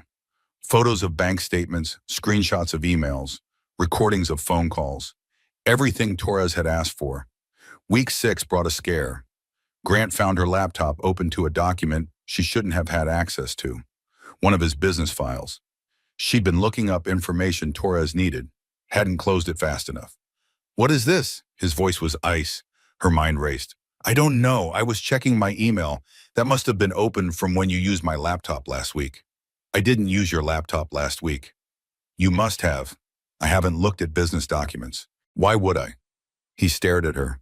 She held his gaze, didn't look away, didn't flinch. Inside her heart was pounding so hard she thought he must hear it. But outside she was calm, confused, innocent. Close it, he finally said, and stay out of my files. Of course, I'm sorry. He walked away. She closed the laptop with shaking hands. That was too close, too dangerous. She couldn't make mistakes like that. That night she lay awake next to Grant, her hand on her belly, Grace kicking steadily, strong, insistent, reminding her why she was doing this. She thought about the question Dr. Bradshaw had asked. What would she tell her daughter? What advice would she give? The answer was clear now. She'd tell Grace to trust her instincts, to believe herself when something felt wrong, to leave at the first sign of control, to value her own life above anyone else's expectations. She'd tell Grace that surviving wasn't weakness, that asking for help was courage, that fighting back was heroic even when it didn't feel heroic. She'd tell Grace that her mother had been scared too, but she'd fought anyway, for both of them. Starting over feels impossible, Lottie whispered to the ceiling, to herself, to no one. But staying feels like dying slowly, and I won't let you grow up thinking this is love. The words felt true, real, like finally admitting something she'd known for a long time but couldn't say. Week 7 brought more preparation. The gala was getting close. 35 days, 5 weeks. So close, Lottie could almost feel it. Torres brought Marcus Doyle to the safe house. The divorce attorney Viv had mentioned months ago. He spread papers across the table. Mrs. Reynolds, Charlotte, I want to explain what happens legally after the arrest. Call me Lottie, everyone does. All right, Lottie. The moment Grant is arrested, we file. Emergency protective order, custody petition, asset freeze, dissolution of power of attorney. All of it simultaneously. He walked her through each document, where to sign, what each form meant, how the legal process would unfold. Your grandmother's property will be returned within 30 days. The rest of the assets will take longer. But you'll have access to accounts immediately, enough to support yourself and the baby. How much? Your grandmother's trust was worth approximately $2.3 million when she died. Grant has been draining it, but forensic accounting shows approximately $1.8 million is recoverable, plus the property value and damages from his fraud. Nearly $2 million. Money Lottie hadn't even known she had. Money that was rightfully hers. Money that would give her and Grace the freedom to build whatever life they wanted. What about Grant's money, she asked. The company? All of it will be seized as proceeds of criminal activity. Investors will be compensated first, then victims. Whatever remains will be distributed according to court order. You may be entitled to some of it as community property, but honestly, I'd advise taking your own money and walking away clean. Starting fresh. Starting fresh. The words sounded like freedom. One more thing, Marcus said. After the arrest, Grant will try to contact you, from jail, through his attorney, through family members. You need to refuse all contact. No visits, no calls, no messages. Can you do that? Yes.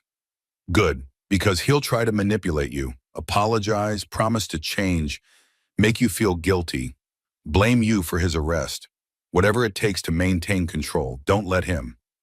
Lottie thought about it, about Grant in jail, powerless, unable to hurt her. The image was both satisfying and terrifying. Satisfying because justice. Terrifying because she knew how vindictive he could be, how far he'd go to punish her. What if he gets out, she asked. What if he makes bail? He won't. We're charging him with multiple felonies. Flight risk, danger to public. No judge will grant bail.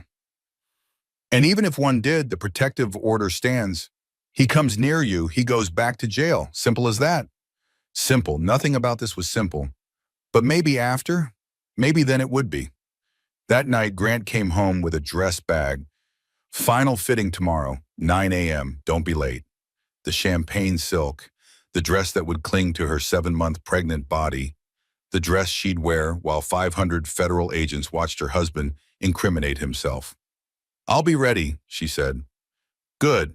This gala has to be perfect. Everything has to be perfect. No mistakes. No mistakes, she agreed. But she was thinking about his mistakes, about how many he'd made, about how they were all about to catch up with him. Week 8, 3 weeks until the gala. Lottie was exhausted. The pregnancy was getting harder. Her back hurt. Her feet swelled. She couldn't sleep comfortably anymore. Grace was running out the room. Every kick felt like it was against Lottie's ribs, or bladder, or some other vital organ. But she kept going, kept pretending, kept playing her part. Sunday yoga, 2 hours at the safe house. Torres showed her the final guest list, 500 names, all agents, all coordinated, all ready. This is really happening, Lottie said. This is real. This is real. Are you ready? No, but I'm doing it anyway. That's all we can ask. Charlotte? Torres paused, seemed to choose her words carefully. I need you to understand something. The moment we arrest Grant, your life changes forever. You'll never be anonymous or anonymous again. The press will cover this. Your name will be public. People will have opinions. Some will support you. Some will blame you. Can you handle that? Lottie thought about it, about strangers knowing her business, about being judged, about losing her privacy forever. A year ago, the thought would have terrified her, made her want to hide, made her stay silent, but she wasn't that person anymore. Let them judge, she said. I know the truth. That's enough. Torres smiled. Good. That's what I hoped you'd say. That night, Lottie drove home and sat in her car in the parking garage. Did her thing, her ritual, counted, breathed, prepared herself. But this time she didn't feel trapped. She felt powerful, like she was choosing to go inside, not because she had to, but because she had a plan, a mission, an end game. She looked at herself in the rearview mirror. How many women have sat in parked cars, she said aloud, gathering courage to go home. Too many, way too many. But she was about to change that, at least for herself, and maybe for others who'd see her story and find their own courage. She went inside. Grant was in his office. She didn't disturb him, just made dinner, ate alone, cleaned up, went to the nursery. The yellow room was finished now, everything ready for Grace, clothes folded, diapers stacked, books on the shelf, a room waiting for a baby who would grow up free. Lottie sat in the rocking chair, put her hands on her belly, felt Grace moving, strong, determined, already fighting to make room for herself in a space too small. You're going to be just fine, Lottie whispered. Better than fine. You're going to be loved, protected, free, and you'll never know what it's like to be afraid in your own home. 21 days until the gala. 3 weeks. She could survive anything for 3 weeks. She'd survived this long. She'd survived the rest. And then she'd finally live. 2 weeks before the gala, everything started to crack. Grant's behavior changed, became unpredictable, erratic, like he sensed something was wrong but couldn't figure out what. He'd be charming one moment, violent the next. Lottie never knew which version she'd get. He accidentally bumped into her in the hallway, hard enough to make her stumble, caught her before she fell. Clumsy, he said, smiled, but his eyes were calculating. He started asking more questions. Where exactly was yoga today? Why is your phone always dying? Who's been calling you? Each question made her heart race, but she prepared for this, had answers ready, stayed calm, gave him nothing to latch onto. Then on a Thursday morning, 11 days before the gala, he found her hospital bag. She'd packed it secretly, hidden it in the back of the guest room closet, the closet he never opened. Except he did, that morning, and found it. She woke up to him standing in the bedroom doorway holding the bag. His face was terrifying. Not angry, worse, blank, emotionless, like looking at a stranger. What is this? His voice was too quiet. She sat up slowly, 8 months pregnant now, moving carefully. A hospital bag, for when I go into labor. Why is it packed now? You're not due for another month. The doctor said to have it ready in case the baby comes early. He walked toward the bed, set the bag down, unzipped it slowly, started pulling things out. Clothes, toiletries, phone charger, then the manila envelope. Her heart stopped. Inside were copies of documents she'd made, bank statements, property deeds, things she shouldn't have had access to, things Torres needed, things that would reveal everything. Grant opened the envelope, pulled out the papers. She watched his face as he realized what he was looking at. "What is this?" he said again. But different now, dangerous. Her mind raced. Spin it, deflect, lie. "I don't know. I must have grabbed the wrong envelope when I was cleaning your office. I can put it back." "Don't lie to me." He grabbed her wrist, tight, painful. She gasped. "You've been going through my things, planning something. What are you planning, Charlotte?" "Nothing, I swear. I was just..." "Just what? Just stealing documents? Just gathering evidence?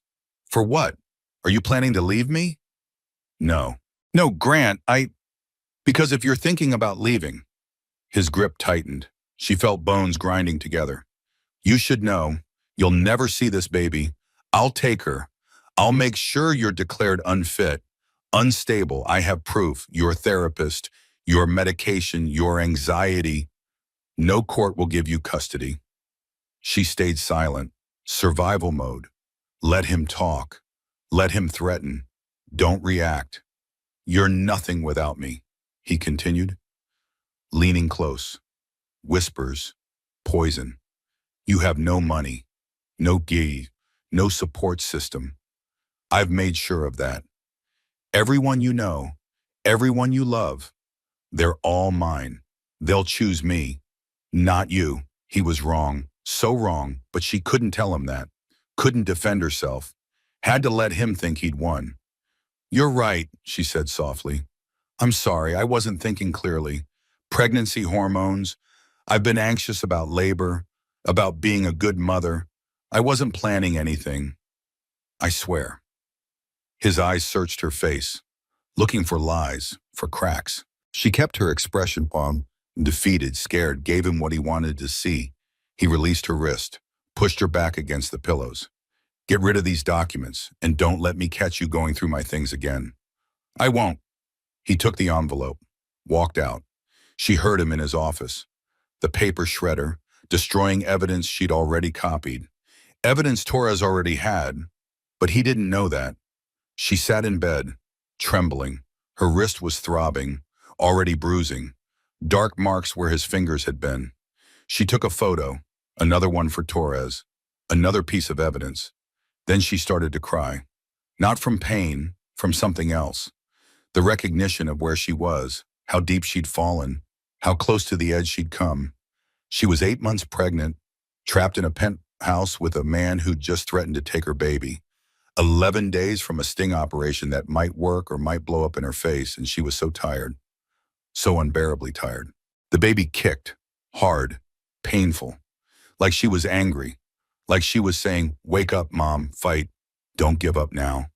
"I don't know if I can do this," Lottie whispered. "I don't know if I'm strong enough." But she had to be. She had no choice. Giving up meant losing everything, meant letting Grant win, meant teaching Grace that this was normal, that women should accept this, that love looked like control, and she couldn't do that. Wouldn't. She got out of bed, went to the nursery, stood in the middle of the yellow room surrounded by things she'd carefully chosen. Each item a small act of hope, of belief in a future she wasn't sure would exist. "Starting over feels impossible," she said aloud, to Grace, to herself, to the universe. "But staying feels like dying slowly, and I won't let you grow up thinking this is love." The words felt like a prayer, a promise, an oath she was making to her unborn daughter. Whatever it took, whatever she had to survive, she'd protect Grace from this life. She called Torres from the bathroom with the water running, told her about the hospital bag, the documents, the threats. "Are you hurt?" Torres asked immediately. "Bruised, nothing serious." "We can move up the timeline. Arrest him now. We have enough." "No." Lottie surprised herself with how certain she sounded. "No, we stick to the plan. The Gala. I want him exposed. I want everyone to see.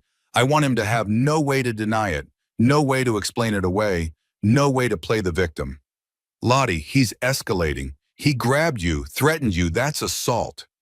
I know, but 10 more days. I can survive 10 more days. And then he's done.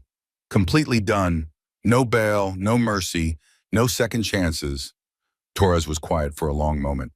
All right, but we're increasing surveillance. Agent Marshall will be outside your building 24/7. You have the panic button? Yes, in my jewelry box, disguised as a bracelet. Good, wear it. From now until the gala, you press that button and we come. Warrant or no warrant, legal or not, we come. Understood? Understood. And Lottie, what you said about starting over, I heard that. Hold on to it, because you're almost there. Almost free. Almost. 10 more days, 240 hours, 14,400 minutes. She could count it down, survive it, get through it. That night, Grant came home with flowers, apology flowers. He did this sometimes. Hurt her, then apologized with gifts. Made her feel crazy for being afraid of him when he could be so charming, so thoughtful, so loving. I'm sorry about this morning, he said. Genuine, warm, like he actually meant it. I've been stressed about the gala, taking it out on you. That's not fair. It's okay. It's not okay. You're my wife, pregnant with my daughter. I should be taking care of you. Not, he trailed off, didn't finish, didn't acknowledge what he'd done. He made dinner. They ate together. Talked about the baby, about names again. He changed his mind about family names. Said Grace was fine, perfect even. Lottie's grandmother would have been proud. It was disorienting. This version of Grant. Kind, attentive. Almost like the man she'd married, or thought she'd married, before she realized that man had never existed, had been a carefully crafted performance designed to lure her in, to make her feel safe before the trap closed. After dinner, he wanted sex. She went through the motions. Let him touch her awkward, pregnant body. Let him take what he wanted. Hated every second, but played her part. Afterward, he held her, stroked her hair. I love you, Charlotte. You know that, right? Everything I do is because I love you. If this was love, she wanted no part of it, but she nodded against his chest, made agreeable sounds, counted the seconds until he fell asleep and she could escape to the bathroom. When his breathing evened out, she got up carefully, went to her sanctuary, sat on the cold tile floor, let herself fall apart for 10 minutes, cried silently, gasped for air, pressed her fist to her mouth to muffle the sounds. Then she pulled herself together, washed her face, fixed her hair, looked at her reflection. She looked tired, worn down, but not broken. Not yet. 10 more days. She could do this, had to do this, for Grace, for herself, for every other woman who'd sat on a bathroom floor at midnight, wondering if this was all life had to offer. The answer was no. Life had more, better, different. She just had to survive long enough to see it. She went back to bed. Grant's arm came around her automatically, possessive even in sleep. She lay there staring at the ceiling, counting recessed lights. 16. Always 16, but not for much longer. Soon she'd be in a different room, different ceiling, different life. Without Grant, without fear, without constantly calculating how to survive the next conversation. The thought kept her going through the longest night of her life.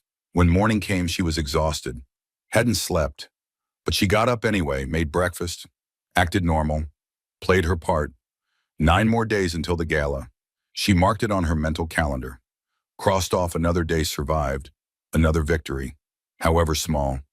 Grant left for work. She had Sunday yoga, but first she had to get through Saturday, an entire day at home with nothing to do but pretend, but think, but count down the hours. She cleaned, reorganized the nursery for the 4th time, folded and refolded baby clothes, did everything she could to stay busy, to not think, to not let fear consume her. Her phone rang. Vivian, how are you holding up? Viv asked. I'm okay. Lottie, come on, don't do that with me. How are you really? I'm terrified and exhausted, and so close to the end I can almost taste it, but also worried that something will go wrong, that he'll figure it out, that the plan will fail. It won't fail. Torres is the best. And you're stronger than you think. I don't feel strong. I feel like I'm barely holding it together. That's what strength looks like sometimes. Holding together when falling apart would be easier. You're doing that every single day. That's heroic. Heroic. The word felt wrong. Heroes were brave, fearless, confident. She was none of those things. She was just desperate, surviving, doing what she had to do because the alternative was worse. But maybe that was enough. Maybe heroism wasn't about being fearless. Maybe it was about being terrified and fighting anyway. 9 more days, Lottie said. 9 more days. You've got this. After they hung up, Lottie sat in the nursery rocking chair, put her hands on her belly, felt Grace moving, still strong, still fighting for space, still reminding her what she was fighting for. You saved me, Lottie whispered. Before you were even born, you reminded me I was worth saving. The baby kicked hard, agreement, or maybe just stretching. But Lottie chose to believe it was agreement, chose to believe her daughter already knew, already understood. They were in this together. Mother and daughter, survivor and future, past and hope. 9 more days until freedom. 9 more days until the truth came out. 9 more days until Grant Reynolds learned that destroying women had consequences. Lottie rocked slowly in the chair, watched the city through the nursery window, imagined a different view, a different life, different everything. Soon, so soon. She just had to hold on a little longer. The final dress fitting was 5 days before the gala. Margot the seamstress welcomed Lottie with sympathetic eyes. She remembered the last fitting, remembered Grant's cruelty. This time Grant wasn't there. He'd sent Lottie alone with his credit card and a text message. Make sure it fits perfectly. The champagne silk was beautiful. Even Lottie had to admit that. It draped over her 8-month pregnant belly like liquid gold, made her skin glow, made her look ethereal, almost otherworldly. You look stunning, Margot said, truly, like a goddess. Thank you. How are you? The question was weighted, careful, like Margot was asking more than just about the dress. I'm good, better than last time. Good, that's good. Margot pinned him. You know, I've been doing this for 20 years, fitting dresses for society events. I've seen a lot, learned to recognize certain patterns. Lottie's heart stuttered. Patterns? Women who shrink themselves, who apologize for existing, who let their husbands speak for them. Margot looked up, met her eyes. You're different now. You don't shrink anymore. No, I don't. Whatever you're doing, whatever changed, keep doing it. You deserve better than how he treated you that day. Lottie felt tears prick her eyes. This stranger, this woman who'd pinned her dress months ago, had seen her, really seen her, when so many others looked away. Thank you, Lottie said softly. That means more than you know. The dress will be delivered Wednesday, day before the gala. You're going to be magnificent. I hope you know that. Magnificent, not small, not diminished, not less than. Magnificent. Lottie held on to that word as she drove home. Magnificent. She was going to walk into that gala and be magnificent, while her husband's world crumbled around him. 4 days before the gala, Grant started to unravel. Small things at first. Forgot meetings, snapped at business partners, drank more than usual. His hands shook when he thought no one was looking. Did he sense something? Did some animal part of his brain recognize a danger? Lottie didn't know, didn't ask, just stayed quiet, stayed out of his way, let him spiral. 3 days before the gala, Diane Reynolds came to visit. Grant was at work. She knocked on the door mid-morning. Lottie let her in cautiously. Remembered Torres saying Diane was cooperating, but wasn't sure what that meant practically. Charlotte, dear, may I come in? Of course. They sat in the living room, uncomfortable silence. Then Diane spoke. I owe you an apology, several apologies, for years of looking the other way, for defending him when you needed defending, for making excuses. Lottie didn't know what to say. I told myself it was different, Diane continued, that my marriage to Grant's father was unfortunate, a product of a different time, but that Grant would be better. I raised him to be better. Mrs. Reynolds, Diane, please. Diane, you don't have to. Yes, I do. You asked me that question weeks ago, remember? You asked if my husband hurt me. Diane's hands shook. She folded them in her lap. The answer is yes, for 40 years, and I did nothing, said nothing, made myself small so he could feel big. Told myself I was protecting my children when really I was teaching them that this was normal, that this was love. That must have been hard, Lottie said quietly. It was survival, just like what you're doing now. I see it, I recognize it, and I won't be complicit anymore. When they arrest Grant, when this all comes out, I'll testify. I'll tell them everything I witnessed. Every time he grabbed you, every cruel word, every moment of control, all of it. Even though he's your son, especially because he's my son, I failed him by not stopping this sooner, by not getting him help, by enabling his worst qualities. But I won't fail you, or my granddaughter. She deserves to grow up in a world where this isn't normal, where women don't have to shrink. Lottie started crying, couldn't help it. This woman who'd been her enemy, her critic, her judge, was now her ally, her witness, her support. Thank you, she managed. No, thank you, for having the courage to stop him, for protecting my granddaughter from the legacy I almost perpetuated. Diane reached over, took Lottie's hand. What's her name? You must have decided by now. Grace, after my grandmother. Grace, that's perfect. Grace for the grace it took to survive. Grace for the grace of a new beginning. After Diane left, Lottie sat in the quiet penthouse and felt something shift. She wasn't alone, wasn't fighting by herself, had allies, had people who believed her, who saw her, who would stand beside her when the moment came. 2 days before the gala, Grant came home early, found her in the nursery. She was organizing baby clothes for the 100th time. Nervous energy, needing to stay busy. Are you ready for Friday? He asked. I think so. Remember, smile, look happy. Don't embarrass me. I won't. Good. He walked over, touched her stomach. First time in weeks. This was bad timing, but we'll make it work. Family man image. Could actually help the business. He was talking about Grace like she was a prop, a photo opportunity, not a person, not his daughter, just another tool for his image. Right, Lottie said, kept her voice neutral. After the baby comes, we'll get you back in shape. Personal trainer, nutritionist, I want my wife back. His wife, like she was a possession that had been temporarily damaged and needed restoration. Not a human growing a human. Not a woman who'd carried his child for 9 months. Whatever you think is best, she said. The words tasted like ash. He kissed her forehead, left the nursery. She stayed there, counted to 100, breathed one more day after today, then the gala, then freedom. The next day passed in a blur, last-minute preparations. Grant was obsessive. Everything had to be perfect. The seating chart, the menu, the music, the schedule.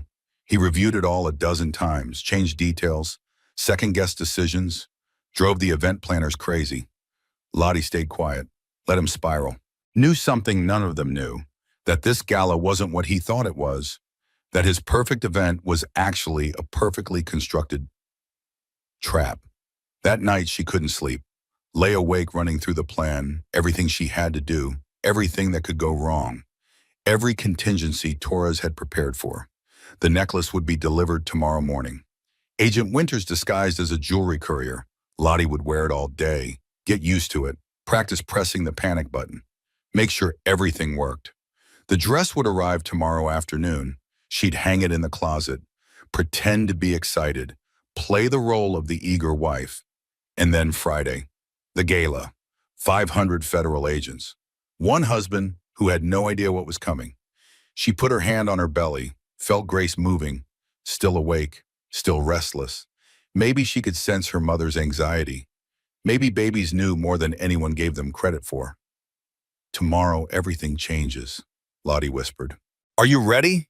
Grace kicked, hard, like she was saying yes, like she was saying let's do this. Lottie smiled in the dark. Her daughter had more courage than she did, had been fighting for space since conception, had been demanding to be seen, to be acknowledged, to take up room in a world that told women to be small. Grace was already a warrior, already a survivor, already perfect. I'm going to protect you, Lottie promised. I'm going to make sure you never know what it's like to be afraid in your own home. Never know what it's like to apologize for existing. Never know what it's like to make yourself small so someone else can feel big. She drifted off sometime near dawn, slept fitfully, dreamed of the gala, of Grant's face when he realized, of 500 agents revealing themselves, of freedom. When she woke up, it was Thursday, one day until the gala, the last day of her old life, the first day of whatever came next. She got up, made breakfast, went through the motions, and waited for the necklace to arrive, for the dress to be delivered, for the final pieces to fall into place. Grant left for work early, last-minute gala preparations at the venue. She had the day to herself, to prepare, to gather her courage, to become the woman who would walk into that ballroom and change everything. At 10 a.m., the doorbell rang. The necklace. She signed for it, closed the door, opened the velvet box with shaking hands. The pearls and diamond pendant gleamed, beautiful, expensive looking, perfect for the occasion, and completely weaponized with technology she couldn't see but knew was there. She put it on, adjusted it in the mirror, felt the weight of it, not just the physical weight, the weight of what it represented, evidence, protection, power. She practiced pressing the clasp 3 times, fast, deliberate, the panic signal. Nothing happened, of course. It wasn't activated yet, but tomorrow it would be. Tomorrow that panic button would be her lifeline. At 3 p.m., the dress arrived. She hung it carefully into the closet, champagne silk gleaming in the afternoon light, a beautiful cage, a gorgeous trap. Tomorrow she'd put it on. Walk into that ballroom on Grant's arm, play the part of the dutiful wife one last time, and then she'd watch his world burn. She was ready as she'd ever be. 8 months pregnant, terrified, determined, magnificent. Tomorrow the performance of a lifetime. Tomorrow justice. Tomorrow freedom. Tonight she just had to survive one more dinner, one more night, one more morning. Then it would all be over. Grant came home at 8, exhausted, stressed, poured himself 3 fingers of scotch, drank it in 2 swallows. Everything's ready, he said. Tomorrow's going to be perfect. My crowning achievement. 20 years, 500 guests, the most important night of my life. He had no idea how right he was. It would be the most important night of his life, just not in the way he thought. I'm proud of you, Lottie said, played her part. You've worked so hard for this. Yes, I have, and you'll be there, by my side, looking beautiful, being perfect, not ruining anything. I won't ruin anything, she promised. And she meant it. She wouldn't ruin his gala. The FBI would do that. 500 federal agents would do that. Justice would do that. She was just going to stand there and watch. That night, she lay in bed next to Grant for the last time. She didn't know it was the last time, but she felt it somehow, felt the finality, the ending. Tomorrow she'd sleep somewhere else, somewhere safe, somewhere he couldn't reach her, somewhere she could finally breathe. She closed her eyes, thought about Margot the seamstress, about her words. You're going to be magnificent. Yes, she was. Tomorrow she'd be magnificent.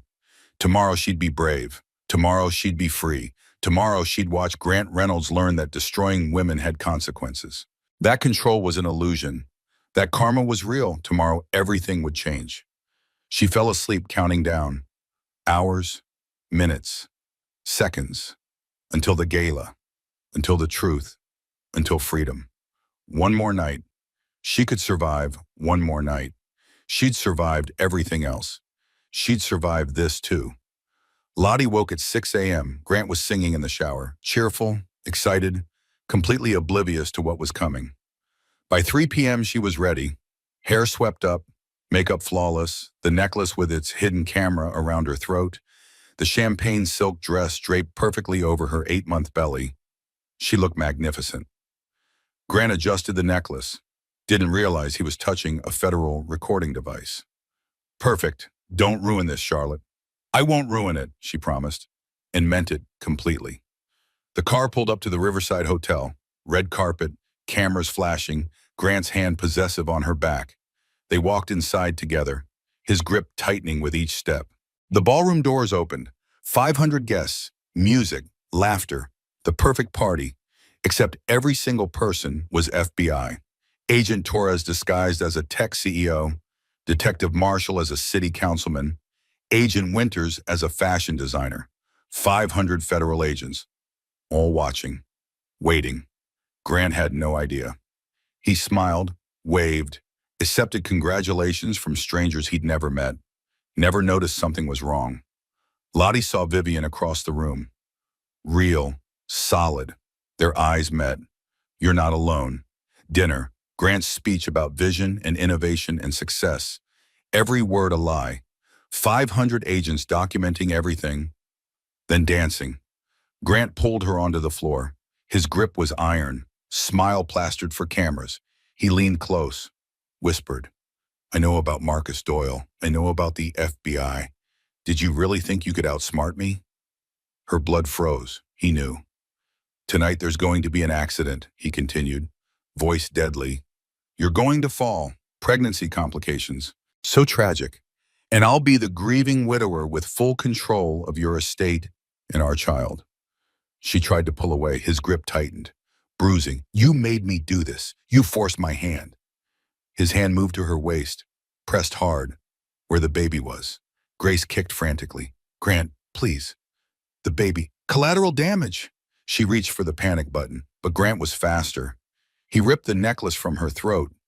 Pearls scattered across marble. The sound echoed. People stopped, turned. His mask dropped completely. You think you're clever? He shook her. Hard, violent. Her head snapped back. You think these people will save you? He shook her again. Harder. She felt something warm. Blood running down her legs. The baby. No. Grant, stop! The baby! He shook her a third time. You embarrassed me! You ruined everything! Then everything exploded. FBI, hands up! Torres, gun drawn. Marshall tackled Grant, hard. 20 agents swarmed, 50, 100. Every guest revealing badges, weapons, federal authority everywhere. FBI! Federal Marshal! Get on the ground! Grant fought, screamed, you can't do this! I'm Grant Reynolds! I own this city! You're Gala? Torres kneeled beside Lottie. Mr. Reynolds, every single person in this room works for the federal government. 500 federal agents, all witnesses. His face went white. All of them? Every single one. We built this entire event just to catch you. Lottie was on a gurney, paramedics everywhere, blood, pain, contractions starting. The baby, she managed. Please. We've got you, both of you. As they wheeled her past Grant, she looked directly at him, spoke clearly, loudly. I'm not sorry. And she wasn't. Not for escaping, not for fighting, not for surviving. The ambulance, hospital, emergency surgery. The baby was in distress, too early, too fast. Vivian held her hand. You did it. You survived. Grace is going to be okay. Then a sound, a cry. High, angry, perfect. It's a girl, 7 pounds, 3 ounces, breathing on her own, strong. Grace, Lottie whispered. Her name is Grace. They brought him over. Tiny, red, screaming, perfect. Lottie touched her face, counted fingers, toes, everything whole. You're okay. We're safe now. Recovery room, Torres came by. He's in custody, no bail, facing 43 counts. Wire fraud, securities violations, money laundering, assault, attempted murder, domestic violence, everything. The other women? 17 came forward tonight. After watching his arrest, you gave them courage, Charlotte. You showed them it was possible. Diane Reynolds came in tentatively. May I hold her? Lottie passed Grace to her grandmother. Diane cried, I testified, told them everything, every moment of abuse. I won't look away anymore. Thank you. No, thank you for stopping him, for protecting my granddaughter. Torres pulled out papers. Emergency protective order. Custody granted. Asset freeze. Your grandmother's property restored. Everything. You're free. Free. The word felt foreign, but Grace was real, warm, breathing, safe. What happens to Grant? Exactly where he deserves to be. Alone, powerless, watching everything he built come crashing down. That night, Lottie held Grace, looked at her daughter's perfect face. No idea what she'd survived, what her mother had done to protect her. Outside the room, federal agents stood guard. Inside, Lottie finally felt safe, finally felt free. Grant was in custody, Grace was healthy, they were both alive. It was over. Really, truly over. Tomorrow would bring new challenges, but tonight she could rest, just be, just exist as Charlotte Reynolds. Survivor, mother, free woman. She'd done it, against all odds, against all fear. She'd survived, and she'd never be that small, that scared, that controlled ever again. Grace slept peacefully in her arms. No nightmares, no trauma. Just a baby who would grow up knowing only safety and love. And somewhere in a federal holding cell, Grant Reynolds sat alone, finally powerless, finally caught, finally facing consequences.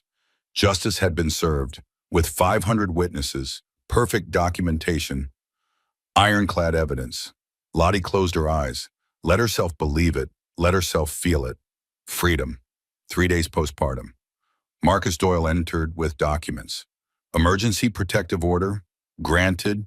Full custody, granted. Asset freeze complete. Your grandmother's property restored. The trust fund he drained, we recovered 1.8 million. You're looking at close to $3 million. Financial security, independence, freedom. What about Grant? Arraignment tomorrow, 43 counts. He's looking at 40 years minimum, life maximum. He'll never be free again. Agent Torres arrived next. 17 women testified. The evidence is overwhelming. The case is ironclad. What you did last night, Charlotte, you didn't just save yourself. You saved every woman he would have hurt next. Diane Reynolds knocked softly. I'm testifying tomorrow. Everything I witnessed, every incident, all of it. Even though he's your son? Especially because he's my son. Grace is going to grow up knowing that family doesn't protect abusers. That love means speaking truth even when it's hard.